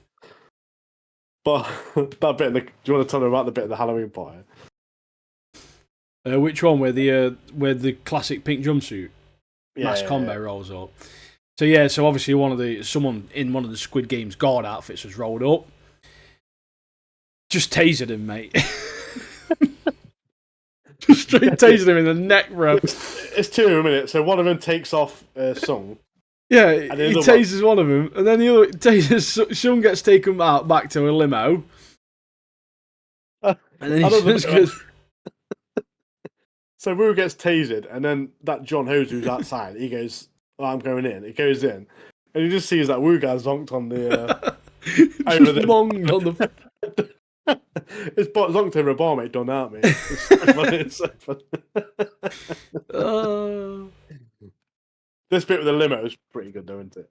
Oh, very good, mate. Very good. So, like, mate, the Squid Games people, they don't mess around, do they, mate? They took all of the cars, basically stole Seong. Obviously, at this point, I'm thinking, oh, like, he's got the tracker, and obviously they're thinking he's got the tracker, like, no problem at all. Like, it is what it is. And obviously, in the limo, he's on like an intercom thing. He's talking in the limo, and he's talking about like, "Oh, why are you doing it? Why are you doing this? I want to stop you." Blah blah, all this crap. Window rolls down.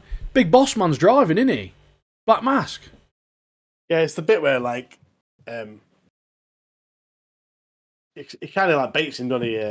Song is like, "Oh, I want to go back in the Squid Games." Like, why's that? He goes, "Wouldn't it be like, you know, your people, the higher ups who are paying all this money, wouldn't it be great to see a champion come back," kind of thing?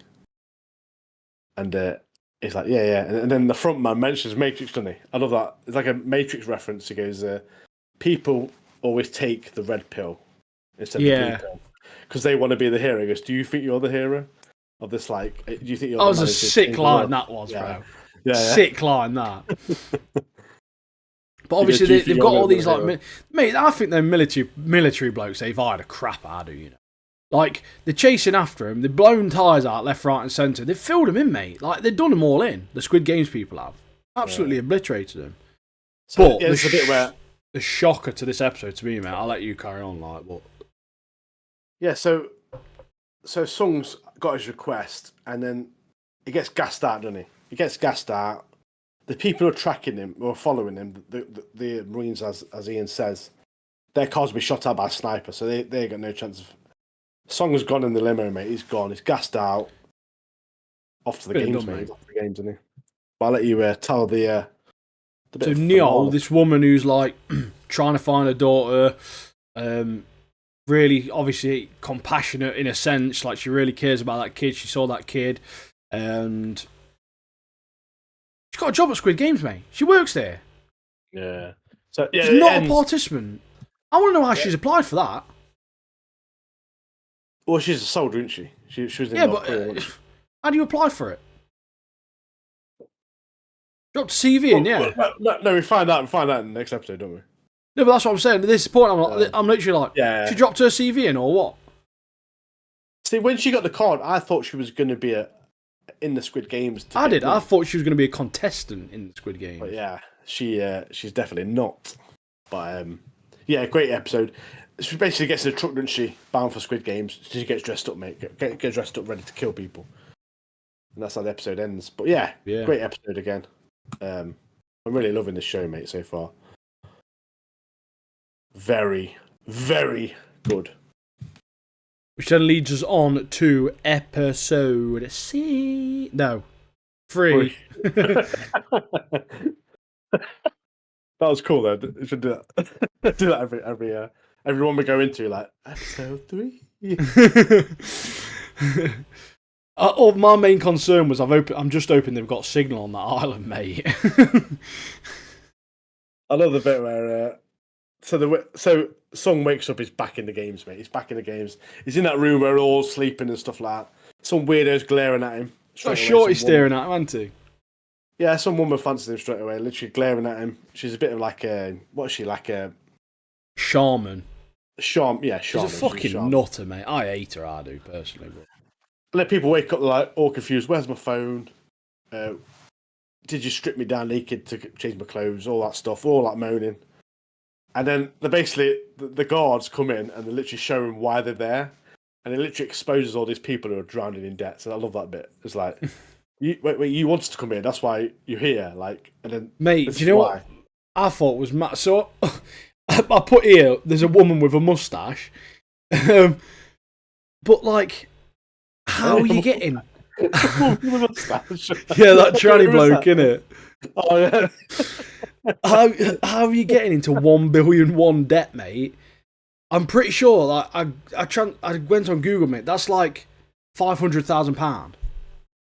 Who was that? Oh, the guy, the 10 billion won dude.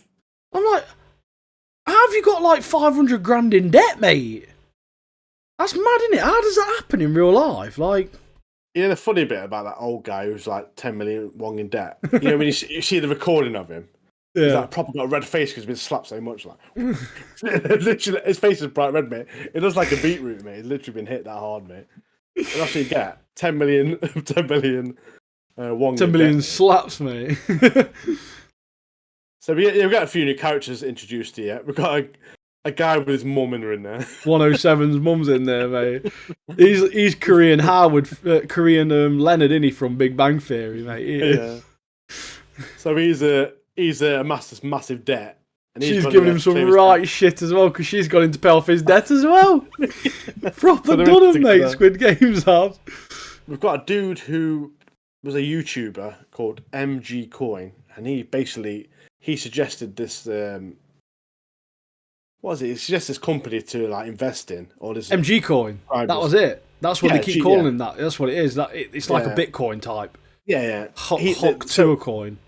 All his subs have put loads of money into this. Gone under, mate. Scammed. So they've lost all their money. So, and we have a few people in there that have lost the money. That's why they're in there. Yeah. So what I love about this, right, is that like Big Sean's like, oh yeah, telling all these people I've been here before, blah blah. Didn't tell a single person that it'll get murked off if they like get out. Like, he didn't tell a single person at this point. I'll be like, look, everyone, just be careful. Like, you're gonna get murked off. Like, just so you know. Believe me or not, mate, you're gonna get murked. I like the that purple-haired dude, isn't it? Thanos. What a man. He's so annoying, but he's one of them characters where he's annoying, but also like funny. Like, he brings some entertainment to it, doesn't he? So there's a big shocker in this start of this episode, isn't there, with old Sung and Woo and John Ho. Do you want to tell him about that? No, go on, you can. So basically, so the games are on. Sung's he's about to get ready to play green light, red light, green light. Red light. Classic show that I think it's in COD at the moment as well. And then John Ho and Woo are in the boats following the tracker that's in his tooth. get to this island where they believe it is. Nothing on the island, but a fisherman is there. Find this tracker in the fisherman's bait box, and at the same time, in the Squid Games, red light, green light, it's about to start. Song pulls his tooth out, mate. The tracker's gone. Gone, mate. Do you know what, right? He's on his own. Do you know what, though? Why didn't they just glue the tooth in? It had massive, like, metal bits on it. Like, obviously, if they looked in his mouth, they're going to notice that straight away. Like, it was a stupid idea, mate, that was, wasn't it? It'd have been better off. Was it under the tooth? Was it under the tooth? They put it under the tooth, but the tooth had, like, these metal things that go around the other teeth to keep it in place. So all they do is open his mouth. They've obviously checked inside the mouth and stuff, haven't they? And just seen the metal. And I thought, I'll just take that out then. But, like, before it happens, he keeps doing something with his mouth, doesn't he? Like, he can feel something's wrong. That Song guy. Yeah. And he pulls his tooth out, mate. It's gone. So he's on his own. And obviously, mate. they found it and just took the tracker off, haven't they? But then they've put it back because obviously they don't want it to be suspicious. They're just gluing it in, bro. Like, not that hard, mate. I just took all his teeth out, mate. I'll take all his teeth out. Also, what was he doing in that bathroom, mate? He had a tracker, didn't he? Nah. Oh, the one was naked. Yeah. Why didn't you just get one of them, mate? Put another tracker in your body, pal. They're not thinking, mate. He's rich. Do you know what I mean? Like I say, it would be funny if they took all his teeth out. Then he wakes up and is like. One of the things I did find funny as well is obviously the guards know who he is. He's still 456. He's got the same number and stuff, hasn't he? They've like honoured him, haven't they? But I love it when they're like, if anyone doesn't want to participate, speak now. And they're like staring at him, expecting him to say like something or whatever. Yeah. But he's like, nah, I'm all for it, bro. I'm all for it. So there's a little twist, isn't there, now as well? Like, back in before the game started, the guards Song like kind of speaks out and he goes, "Oh, sorry." The guards say there's a twist now. After the first game, if we have a vote, and if you want out, we'll split the money between you. And obviously, Song likes that idea. But obviously, the game starts. This red light, green light, and Sung's like he tells the crowds that the game's real. He's commanding them, innit? And then this is where I love how he's waited till the game's starting and they're in there to tell people. Like, what do you mean, bro? So it's doing a good job of it's good as you've got a job of controlling the crowds, isn't it? Until a bloody bee, mate. A bloody bee wrecks everything. Murked off, mate. So bee, like... It's Thanos, isn't it, mate? Thanos' bird, isn't it? So Thanos has been chatting up this bird at the start of the games, like, trying to get in there. The bee lands on the girl's body, in it, and literally, like, the girl moves and the sniper just blows her head off, mate. Go on. He's like, it's a bee. Even the bee knows you're a flower or something, like he says, doesn't he? Then she starts screaming and gets murked, mate. And then after that, panic sets in. Everyone's running. Mate. Who is it though, mate? Who's on the sniper? It's a bird. Fucking Neol, innit, mate? Yeah. North Korean specialist, bro. And Neol also, while she's looking through the crowd, she sees Neol's father. See, I wrote a note about that at the time because I wasn't 100% sure if it was him. I was like, was that who I think it was? And obviously, it is who that was. Yeah. But obviously, she don't shoot him, does she? Because she sees him move slightly, but she's like, "No, I'm not kill him." Yeah, I'm leaving it for now. It's in there for a good cause, isn't it? But yeah, so like, Seong's giving him some great tips, helping them obviously, and start running. He's like, "Freeze!" Like covering his mouth so they can't see him talking, and he's shouting and all that sort of stuff. And I'm not being funny, right? That's not even the Squid Game's fault. That's their fault. They got murked because they didn't even just listen. Simply just listen. And you wouldn't be dead. Like, I'm not being funny. And like in the olds, a ruthless sniper, mate. She's flipping murking everyone off, isn't she? Oh yeah, she's sick. Yeah, she's so sick. Headshot general, mate. Headshot general. Oh no, it's when Thanos, he's got this like cross casket like little thing on his necklace, and it's got like a drug in it, and like E or whatever, like pills. Yeah. He takes one, he just starts pushing people. Yeah, he pushes about 4 people. Who pushes them, doesn't he? And then because he's on drugs, he starts like bouncing around like a fairy, doesn't he? Yeah, he's sick, mate. It's mad. He is mad. But anyway, after the games, everyone's back in the cell, and then because everyone's been murked off, most people have been murked off. They have a vote, don't they? Yeah. and it's kind of even at first. It's equal footing at first, isn't it? Well, I made a note about this because there's a part where one of the guards says something that honestly, like, it got me here, mate. He used the term as previously mentioned, and I have to use that term at work all the time, mate, in emails. Like, I'm not being funny, mate. Like, on emails, mate, as previously mentioned, or as per my last email, like, just read my emails or listen, mate. I understand that. I get where he's coming from there. Like, look, as previously mentioned, just letting you know. Maybe next episode of the podcast, you could dress up as Squid Game and say that to the people. I'll try and figure it out if I've got enough spare dollar, mate. Do you know what?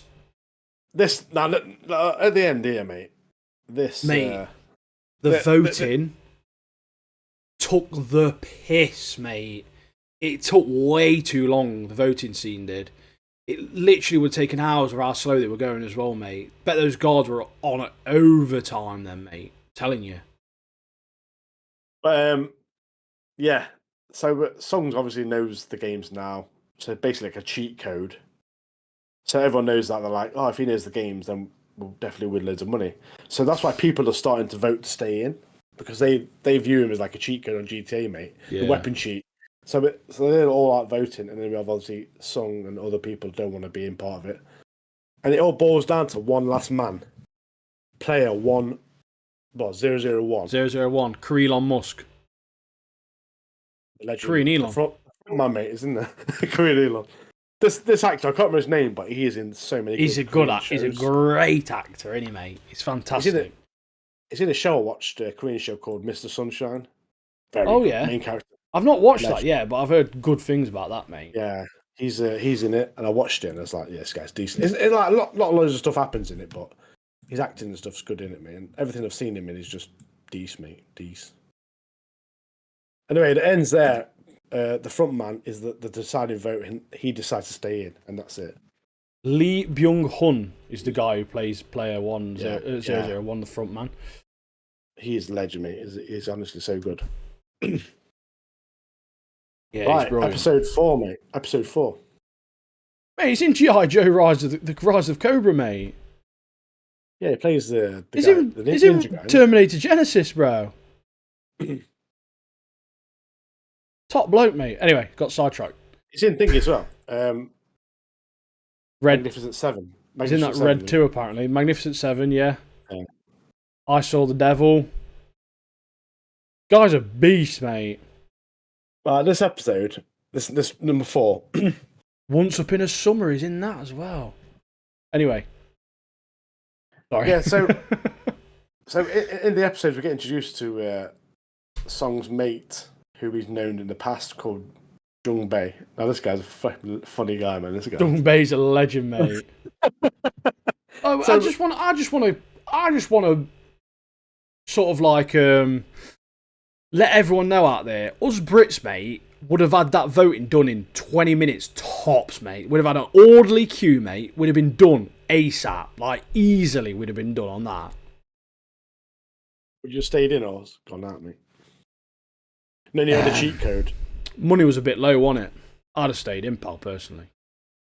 Was that 20 grand each or something, that one? It was nothing, mate. Yeah, it was nothing, pal. I mean, when you got like 10 billion won debt, mate. Yeah. 20 G's nothing, mate. 20 G's is nothing. Anyway, this Jung Bae guy is sick, this character is, mate. So, he's a funny guy. He's not the most handsomest bloke, is he? He's a bit overweight and stuff, but he's starting to enjoy Squid Games. He's like enjoying the food. He's like, yeah, I can get used to this. And then we have another guy come into us, Dae-ho. Another guy who's like listening in. Because Sung's a bit of a celebrity now, because obviously he knows the different games, and obviously everyone's like coming up to him, talking to him stuff. And he says to the crowd, he's like, Dalgona's the next game, which is the honeycomb game. And I was like, yeah, fair enough. And then we have this new guy called Dae-ho. He stops by to say hello. And it turns out he's an ex-Marine, as is Jung Bae. And they're both like saluting each other, aren't they? Like, yes, sir. Sir, yes, sir. So they're both saluted because they're both ex-Marines. We've got a pregnant chick in there as well. In the Fully games. pregnant. Do you know what made me laugh either? You know when Seong's talking about the game? Like, oh, what's the easiest one then? Oh, it's the triangle.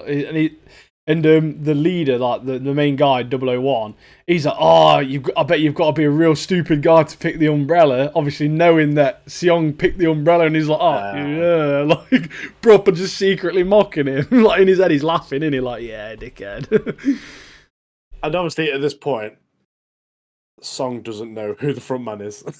He doesn't know 001, obviously. They've never met, so... Chatting as best mates, mate, aren't they? Yeah, Thanos starts beating up the guy, the YouTuber guy, doesn't he, again? Yeah. The, what's his name? NG Coin, yeah, whatever his name is. So he starts battering, he's like, you better get me on money, mate. Well, yeah, that's it. And then... And then 001 steps in, doesn't he? Oh, yeah. 001 steps up, and he literally batters both Thanos and his mate. I can't remember what his mate's name is. Honestly, he is my least favourite character in this show. Which one? His mate with the long hair. Honestly, if I saw him in the street today, mate, I would spark him out, mate. He'd be done for. I hate him so much. And then we have a bit of a like a look behind the scenes at Squid Games, don't we? We see there's some dodgy organ selling going on. Yeah. As in the last one, something dodgy was going in the background.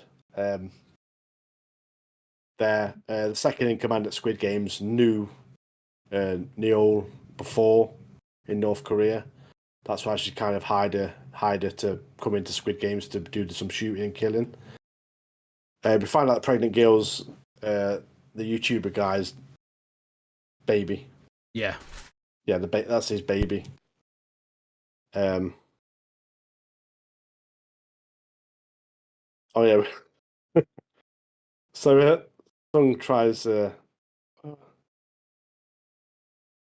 so they're like, it's time for the next game as well, and Sung's like, yeah, it's that Dalgona. Anyway, it turns out it's a different game completely. And everyone's fuming, including the old dude, because they're all relying on Sung to like guide them, and the game's totally different. It's a new game now, and yeah, and that new game is basically they've got to be in teams of 5. They're playing mini games to get over the finish line, but all the legs are tied together. And some of the games are solid, mate. Yeah, so there's a couple of bits that happened before that, though, isn't there? Where because number 11's murking people off, she's like, "Oh no, I'm going to get him in the head, shoot them off." And so she gets, Neo, she gets raided, doesn't she? These blokes walk in, fill her in, mate. She's like not taking any crap though. She's like trying to fight back and do them in or whatever. She obviously gets battered, and she's basically told to stop doing it, or else we'll murk you. But firstly, they didn't even knock. Well, intrusive to say she works here. Very rude. How's that camera confirm the identity of a mask, mate? They literally wear the mask, and it just identifies that they're wearing a mask. Oh yeah, you've got a mask on, son. Yeah, you can go through. Could be anyone under that mask, bro. What do you need? But there was a game. We had a dream, didn't they? It was a dream just before the second game, and he thought it was obviously the honeycomb game. Okay, yeah. And it looked like I genuinely 100% believe that was real and adamant they'd done him over, mate. Because it was like a triangle with loads of little triangles around it with more triangles inside of it. He was adamant, mate. He was done for, wasn't he? I love the little bit of... So they've got to pick teams, haven't they? They've got to pick teams for this next game. Sorry. This bit, I just remember this bit proper annoying me because like, people are like saying to him, like, oh, you're lying. You're chatting shit. How have they not just assumed or fathomed that you can just change the game? There's people watching this. If you watch the same games every single time, you get bored, wouldn't you? You need to mix it up, mate. Like gladiators, mate. It's not hard, mate. It's not hard at all. I love the bit as well. Like obviously they're picking teams. Thanos is trying to chat another bird up now, and the woman goes, "What I doing collecting them Infinity Stones?" Yeah, bit of an Avengers reference there. But yeah. Oh, it's what he said. He went. Don't even need to snap. Kill half the universe with a rap. He is a funny guy, mate. It was proper shit. Yeah. He's proper sick, mate. He's literally like he's just off his head on drugs, isn't he, all the time? No care in the world. Oh, but mate, I hate that Charmin woman so much. It's unbelievable. Yeah. So in the next game, the team is so we've got Song, Daeho, Player One, Jungbei, and then we have the pregnant girl, isn't it? Yeah. So we've got the two ex-Marines who are loving each other. We've got Player One, who's a frontman, decent bloke. Yeah. Song's the main character, and then we've got the pregnant we've got Gyeon Song and 001 who are actual arch nemesis, and they just don't even like. Yeah. Gyeon don't even know, but it's the part where he calls him Gyeon, and he's like, I never told you my name, and obviously he's quick on his feet, and he's like, oh, I heard Jungbei. I heard Jungbei say it. And I thought, do you know what? Respect, mate. Like, he's proper thought on his feet quick there, hasn't he? He's like, oh, right, yeah. Sick, mate. Sick character. I know it sounds sick, but I want to see what other games are in the Squid Games. The second game looks sick, mate. 1, 2, 1, 2, 1, 2, 1, 2. So at the end of the episode, we get like a couple of teams get murked off, don't they? And then everyone has to watch the bodies getting taken away and stuff. That's mad. Yeah, it's mad. But I like it how for a second, you know, where the 1, 2, 1, 2, everyone was egging these first people on. Yeah. It made you forget for like a second, didn't it, how their lives are just on the line. You were just watching this game like, yeah, this is cool. 1, 2, 1, 2, 1, 2. But, we have like games where you got like get a rock and you knock another rock over. But this guy, mate, he's under so much pressure, and he finally does it. But his foot's over the line, mate, so he's got to do it again. He wheezes himself as well, doesn't he? Yeah, his time's ticking, and he gets murked off by a machine gun fire. They all get obliterated. Poor guy. Poor people, because they all get murked off. But yeah, then it kind of ends, doesn't it? It ends with the man lady, with the shaman, with the little squeaky girl, shy little girl. Mate, young me. I was like, young me, where's old me, mate? But yeah, we get like it kind of ends there, doesn't it? So we don't know what's going to happen with them. But they're in the race next. You me, mate. Where's old me? But yeah, another decent episode. We've got 3 episodes left. I'm looking forward to seeing the next 3, which will be next week. So tune in, and then we'll get to hear the finale, or the final 3 episodes of Squid Games Season 2. I'm enjoying it, but I have got some negativity about it, mate. You know how I like to bring a little bit of shit. I don't think it's a patch on the first season, mate. No, the first season was so much better. However, I don't think that's the writer's fault, it's the show's fault. I think it's purely because when the first season came out, nobody knew what to expect. Like, there was the anticipation of watching each episode of that first season was unrivaled. Like, you proper didn't know what to expect at all. But obviously now we've watched the first season, even though the game's different, like the second game's different, you know what's going to happen. You have an idea, don't you, of what's going to happen. And you just aren't getting that this season. And some of the scenes and dialogue do drag on a little bit. I feel like they could do with... There's only 7 episodes. I bet they could have shaved 15 minutes off each episode and just made another episode and made an 8th episode at the end. Because, like, the voting scene, mate, that just took so long, that did. Like, I was getting bored watching it, mate, at that point. So, like, but the last episode that we've just been talking about, episode 4, one of the best episodes so far. Because you have that point of you've got a new game that you don't know what's happening, so you're learning about the game as it's going along, and you've got that sort of that partial anticipation again that you had from the first season, which obviously makes you really like the show. So yeah, it's good though. It's not bad at all. Don't get me wrong. From these 3 episodes we discussed, though, I love some of the characters that come into it. So the Jungbei guy is so good. Jungbei's a leg, mate. But yeah, some of the great characters, and that twist from having player 1, the front man being in the games with him. That's mad, that is. I can't... In my head, I keep trying to think of scenarios and how he's getting out. Like, what's going to happen if they lose a game? Yeah. Because he's on their team on this. He can't guarantee that they're going to win this game. I don't know You if think he'll he's kill him off or not, to be I honest. think he's got like a bulletproof vest underneath or something. You can't kill off 001. He's the leader of the fucking Squid Games. He's the man. He's their manager, mate. That's what I mean. They won't kill him off. And like, obviously, they go for headshots on him when they kill people off, but I don't know what's going to happen, mate. It makes me wonder if he's got a bulletproof vest in case they lose. He could just get shot in that and pretend to die. I don't know, mate. Like, I have no idea. What scares me is like all these characters I'm enjoying. You know for a fact. Murked off, mate. They're gone, innit? Chung Baby gone, with his mate. coming off, mate. I'm gonna be like, I'll be fuming, mate. I'll be upset as well. I'll be like, no, tear, single tear rolling down my face.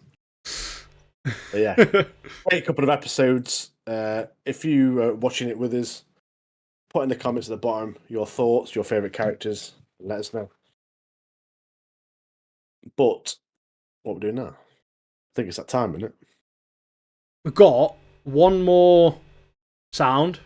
Everyone will get this straight away, by the way, because this is the theme tune to said IP, to the thing. 3, 2, 1.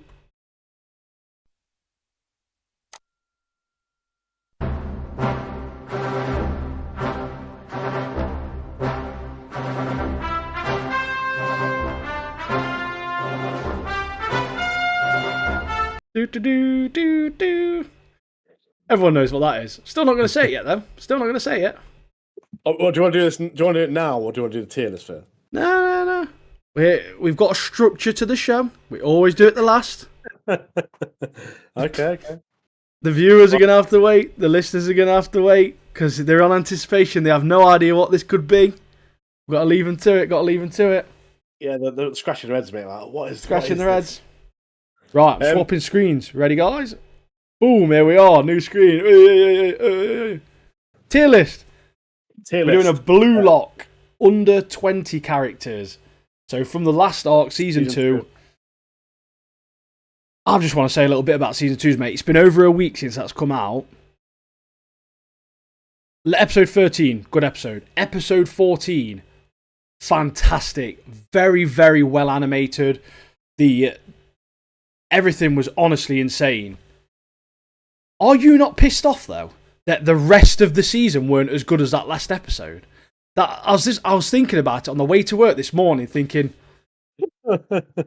we could have had an entire season of that, and we got shit PowerPoint presentations for 12 episodes. We got an alright one with 13, and we got an absolutely like JJK season 2 level animation episode on episode 14, which was absolutely phenomenal. They're trying to butter us up, mate. They're trying to just give us a little bit of time, thinking, oh no, look, last episode was sick though, wasn't it? And everyone's like, yeah, it was sick to be fair. It was sick to be fair. The thing is, I can forgive the first couple of episodes because the last... The first 5 episodes I understand, because that one guy animated him. Riaz guy. 6, 7, 8, 9, 10, 11 and 12 had no excuse, mate. 13 was a good episode, don't get me wrong. But 14, mate, you know, if we had a full season of Blue Lock, if they need to make the next season of Blue Lock, Bandai Namco, I'm looking at you. You need to make season 3 all episode 14 level animation, or I'm boycotting your anime. We want it. When we was watching the season, though, like there was great bits in it. There was great bits in the season, weren't there? I know you're saying. I love the story. I love the characters. Like it's very good, and I think that's what's annoyed me so much is that we could have had an entire season of that level animation, mate. Because that last episode was the best episode of Blue Lock ever. Including the Nagi movie, including all of season 1, episode 14, was the best episode by far, mate. Miles and miles above every other episode of Demon Slayer, of Blue Lock. Fucking note near Demon Slayer, mate. To be fair, my only gripe with the season is the characters from the under-20s. The majority of them, crap, mate. So what we've got here, right? We've got all of the players from the under-20s team, and we've got all the players from Blue Lock. Plus, we've got a secret character. M-Boss. We've got an M-Boss. We've got an M-Boss, and we've got one character from a cutscene. So the problem is, we know all of the characters from Blue Lock. We probably only know like 4 or 5 from under-20s because you just didn't really see much from some of the characters. And I thought, like, what you saw of them, just like Yeah, I'm not It really, was a bit- I'm not really invested in him. Sai, brilliant. Aiku, brilliant. And it pretty much just ends there, in my opinion. Like, what's the other guy called? Sendo. He's okay, but again, Well, he's not. Let's start the tier list, and we'll tell him why and stuff like that. Do you want to start us off? I'm going to start us off with Nagi, mate, on S tier, obviously, straight away. We may as well get it out there. Best character. Yeah. Get him straight out there. He's the real G. Number Well, one. you're thinking about S tier. We should put Izagi up there as well, obviously. Isagi, S tier, legend. Apologies for the small pictures. I forget people's names, so I have to create these myself because no one ever creates these tier lists with names. Anyone who creates tier lists, please include the names. It helps me out so much. It's too hard to remember half of these names. I can remember most of Blue Lock, but as I say, under 20s, no idea, mate. I remember 3 of them. Right, so we're talking about S tier. So who else do you reckon from this list is in S tier? In S tier, Rin has got to be up there in S tier, mate. He's a legend, mate. Itoshi Rin. What about the cutscene guy? No, we're saving him. Let's mix it up. We can't just do all S tier, can we? I'm gonna spat a name off. Yo Hiyori. Remember, he comes on as a sub, doesn't he, for Blue Lock? Oh, Yo Hiyori, he's pretty decent to be honest. He's cool. I'd probably say a B. I'd put him. I'd be happily put him in a B tier, mate. Great. He's a good character. Nothing wrong with him. We just haven't seen enough of him to warrant him being A or S tier. I don't think. Okay, let me tell you one. Gagamaro. Right, this B. You know how much I love Gagamaro, mate. Right. He's going A, mate. That guy, he's a striker, mate. They put him in net and he was doing bits, mate. He was doing bits in that goal. He's low A, I'd put him at, but he's an A, in my opinion. I just remember that bit he does with it. He does that like kind of handstand kick and just saves the day, mate. Flipping brilliant. I love him, mate. Season 2 made me absolutely rate him, mate. Proper. I love that bit as always. Bachelor. He's talking Bear to in the mind, all of this is based off of Season 2. So not overall, this is what we think as of Season 2. I just remember with Gagamaro when he's talking to the other keepers, like, it's my first time in it. That bit at the start of the match. It's my first time in that. It's like, what? It's also worth noting, sorry, this is our opinion. So if you get pissy, moany, Mardy, get in the bin. Yeah, we don't care. Who did you say, sorry? Who was the next one? Battery, yeah? Battery, mate. He has that moment where he unleashes the monster. And I thought, so with this season, there's obviously so many characters and they've got to like give them. You've got to try and give everyone time. And obviously you've got the main characters, haven't you? Do you know what I mean? Yeah. But obviously you've got all these different characters, they've got to give them time and stuff. And I think the time they do give Bachira with his monster, where he unleashes the monster, starts to all that sick dribbling. A for me, mate. I'll agree on that. I'll agree on that. He's higher than Gagamaru, but he's up there, mate. He's a legend. What are we saying? Let's go for a shitter, mate. What about the monk? Oh, I hate him, to be fair. I think his character design's rubbish, mate. Where's his big nose? I can't see it on my list. It's yeah, I see him. Yeah, get him in the D, mate. I'm D, mate. D for dick nose, innit? D for dick nose, mate. It's like we've got what's this guy called again? Toguri or whatever. You know, the beady-eyed geezer. Oh, Tapai. Yeah, Tapai. That's it. Or whatever his name is. Neuro. Yeah. He's in the bin, mate. Your character design's crap. I'm sorry. I don't care how good you are at football. What about the badger dude, raccoon dude? Get him in D as well. Oh, who's he? Teruken Kitsuna Sezutake. He's alright, to be fair. I'd give him a C. Kitsuna, he was that's like a fox in it. It's fox in Japanese, isn't it? Yeah, it's Kitsune, isn't it? Yeah. Yeah, put him in C then. Put him in C.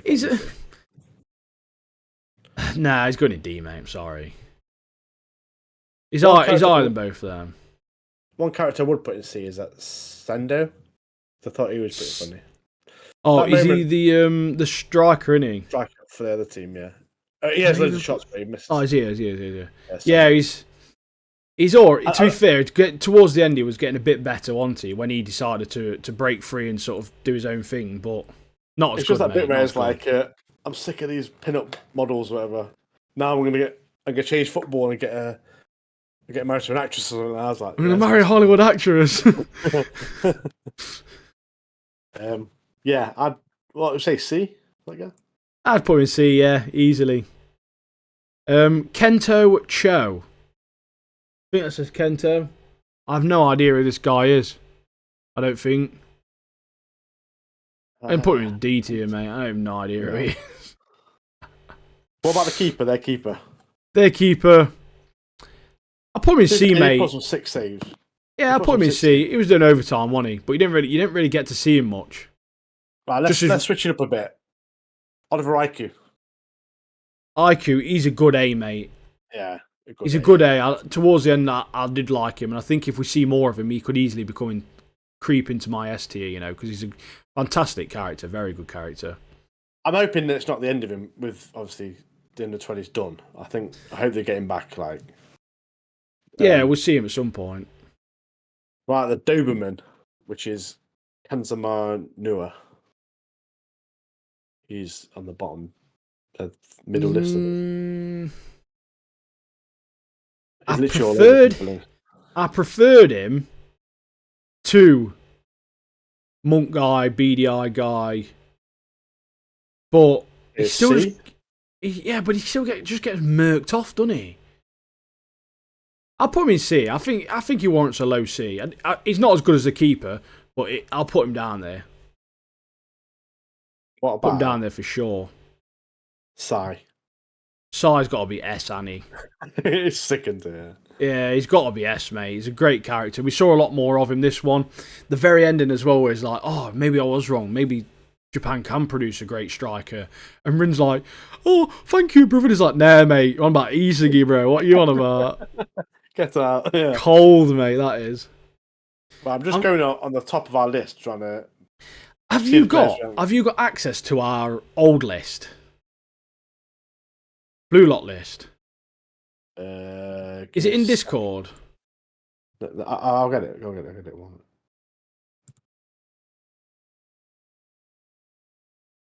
And I've got the new list, 1 minute. And I've got it somewhere.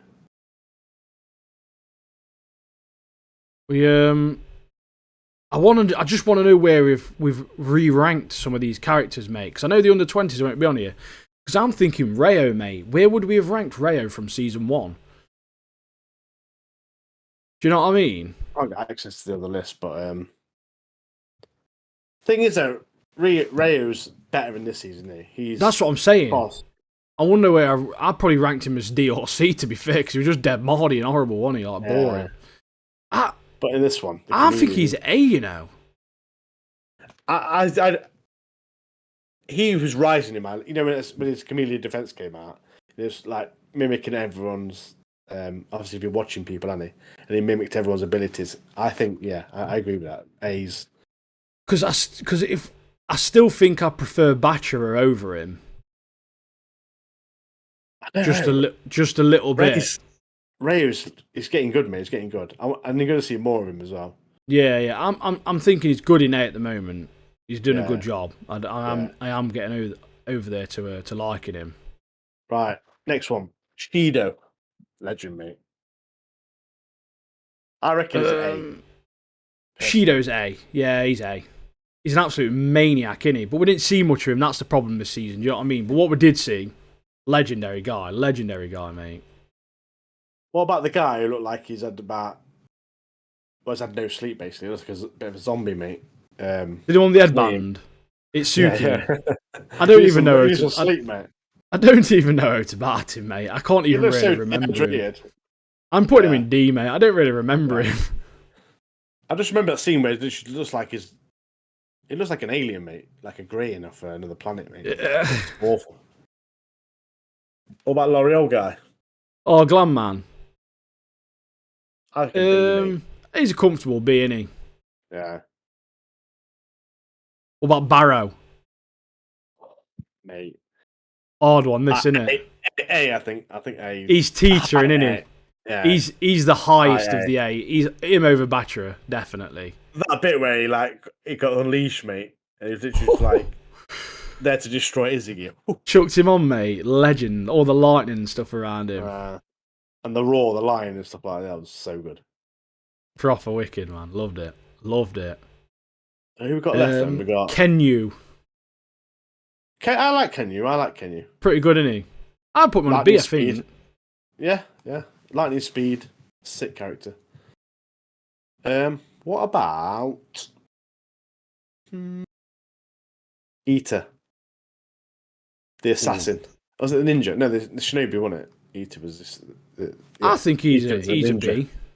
I liked him, I really liked him. I liked his that episode when they brought the assassin, which is Tabito, which we'll do next. And we're doing next.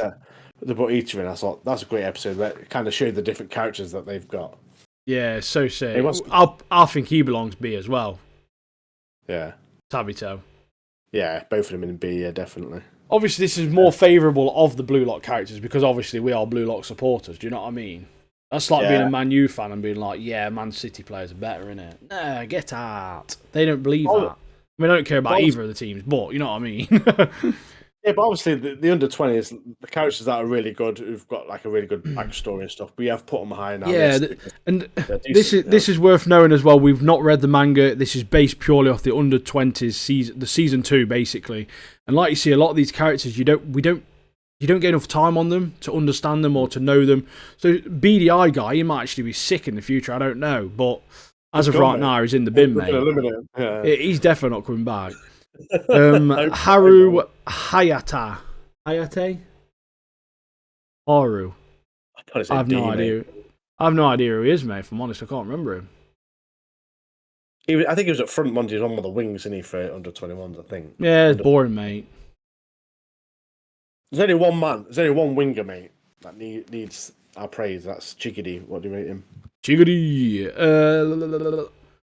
I think he sits alongside Batra and Rayo, personally.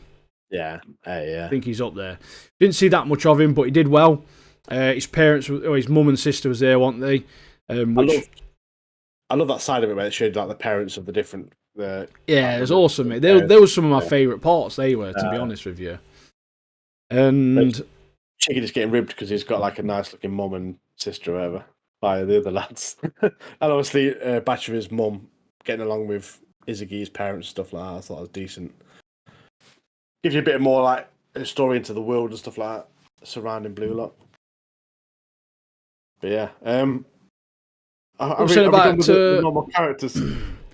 We've got Nico. Oh, Nico.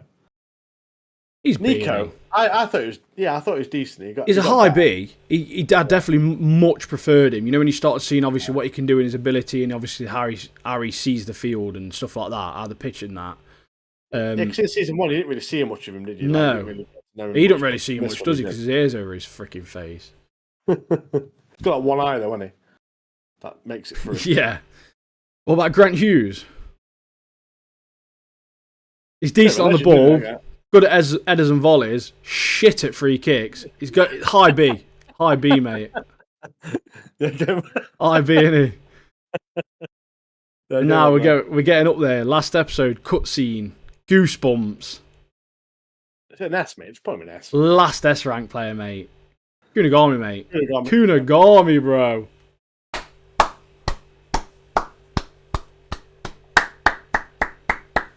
Top tier list. If you disagree, get out. I know Grant's going to disagree. He'll be like, I'm an S rank. What's going on? But yeah, thanks for watching, Grant. We thought we'd put you in there because we know you like Blue Lock. A little bit of something for you, brother. Yeah. To be fair, Grant's a good sport. He's low A, isn't he? Put him in S, mate. Put him in S. What are you doing? Special, yeah. His mum calls him. Yeah, so we put you in S. So do like the podcast and even comment. Subscribe. No. But yeah, I hope you like this tier list, guys. We'll get it. You'll see it. We'll split it out probably and put it as a separate video as well anyway. So yeah, there's that. I'm going to split back now to the main podcast screen. And now, do you want to discuss what the sound is? So I think with this, I think we should discuss the franchise as a whole, rather than just the one film. Yeah. So the soundboard topic of discussion is Indiana Jones franchise. What we're saying here? What we're saying? Iconic, really, isn't it? First three iconic. Crystal Skull's crap for me. Yeah, I agree. And then the last one was. It was all right. It was all right, to be fair. It pulled itself back a bit, but the first three are always going to be the best. I haven't watched the last one. I'm not even going to lie to you, mate. It's all right. It's obviously old indie, but it's better than Crystal Skull. Yeah, well, we got Raiders of the Lost Ark. Was an absolute iconic film, wasn't it, mate? Oh, mate, I love that. Iconic film. So some of the best bits in it. Remember the in Temple of Doom, the monkey brains. It's classic. And Harrison Ford as well, isn't it? He's an absolute G, mate. Harrison Ford. The bad guy trying to rip his heart out in Temple of Doom. Sick, mate. Then what was the other? Last Crusade, wasn't it? Last Crusade. That's where you have Sean Connery who plays his dad. Trying to find the Holy Grail. Great scenes. Great scenes in that. We have a bit where he's got the Holy Grail book, and he goes to meet. He gets to end up in like a Nazi kind of rally thing, doesn't he? And he gets the book signed by Hitler. It goes face to face with Hitler. But Sean Connery playing his dad was really good. That was fantastic. Really good. Yeah, it's good. They're just typical 80s, mate, aren't they? Yeah, great set of great films. movies. The new game that's come out on Xbox and PC and that lot got great reviews. I want to play it myself. My brother's finished it. He's finished the game, but it's getting high reviews all over the place. Great quality game, good storyline, and a great load of action and puzzles and stuff. So I'm going to get on that. Shout out to Ki Hoi Kwan as well. He was in Loki. He was obviously the kid in the. I think it was the second one, Temple of Doom. I think he's in it. Short round, isn't it? Short round. Yeah. Classic. And he's also in Goonies as well. Classic. But, oh yeah, you know how much we spoke about Goonies multiple times, especially because of Skeleton Crew as well, giving off Goonie vibes and that. It's that bit as well in Last Crusade. You know, he's got to do the trials to get the cup of Christ for his dad's, like to heal his dad and stuff. That reminded me of that bit in the Skelly Crew where they go through where they're going to get the treasure. They're going to the vault. And there's all like booby traps everywhere. That reminded me of that. Because there's a bit in that one of the traps is where you have to like duck and do like a roll. If you don't duck, mate, you're chopped off. It reminded that laser bit in Skelly Crew, where it literally like chops the heads off. But yeah, great franchise. Harrison Ford, great actor as well. Also in the Star Wars series. But yeah, great franchise, and I'm going to be playing the game, and I might record some for you guys and put it on as a Let's Play on the YouTube, so you can check it out. But yeah, that's the soundboard for this week. So spot on, mate. Spot on, innit? Should we talk about what's to come, or? Nah. What time are we on now? Yeah, of course we're on. 2 hours in, mate. 2 hours. So we've got Solo Leveling Episode 2 next week. We've got Sakamoto Days Episode 1 next week. And I just want everyone to know before we watch Sakamoto Days and it comes out that I was a fan of Sakamoto Days before it was popular. So I think you find that I am number one fan. I've not read any manga or any media, but I just want people to know that. Fire Force Episode 5 and 6 on Season 2. Skelly Crew finale. We're going to watch Squid Games 5, 6 and 7. So that's all the Squid Games smashed as well. And yeah, got some big stuff. Probably get some news. Might get a little bit of something in there. Obviously the typical chit chat that we have. So we'll be speaking about something. We'll be we'll see what we can do, mate. See what we can do. But after next week, we're going to have some secrets, mate, because I have no idea what we're going to watch. We've got we've got 2 weeks to think about it. So yeah, we'll surprise you and we'll let you know what we're going to watch, so you guys can watch it with us as well. So obviously we enjoy it together. Obviously we encourage comments in the comment box below of stuff that you're enjoying as well. As we watch these new shows, give your thoughts on the parts that you liked, the characters you liked, because we like to hear all that kind of stuff. We're going to continue to keep bringing shorts out daily.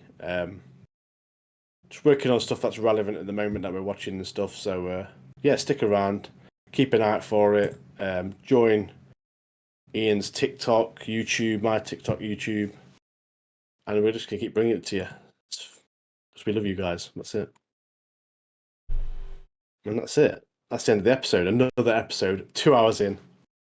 Hope you enjoyed the show. Hope you enjoyed the tier list. And we'll see you for another one. Take care, guys. Peace. Peace out. Love you. Bye. Bye.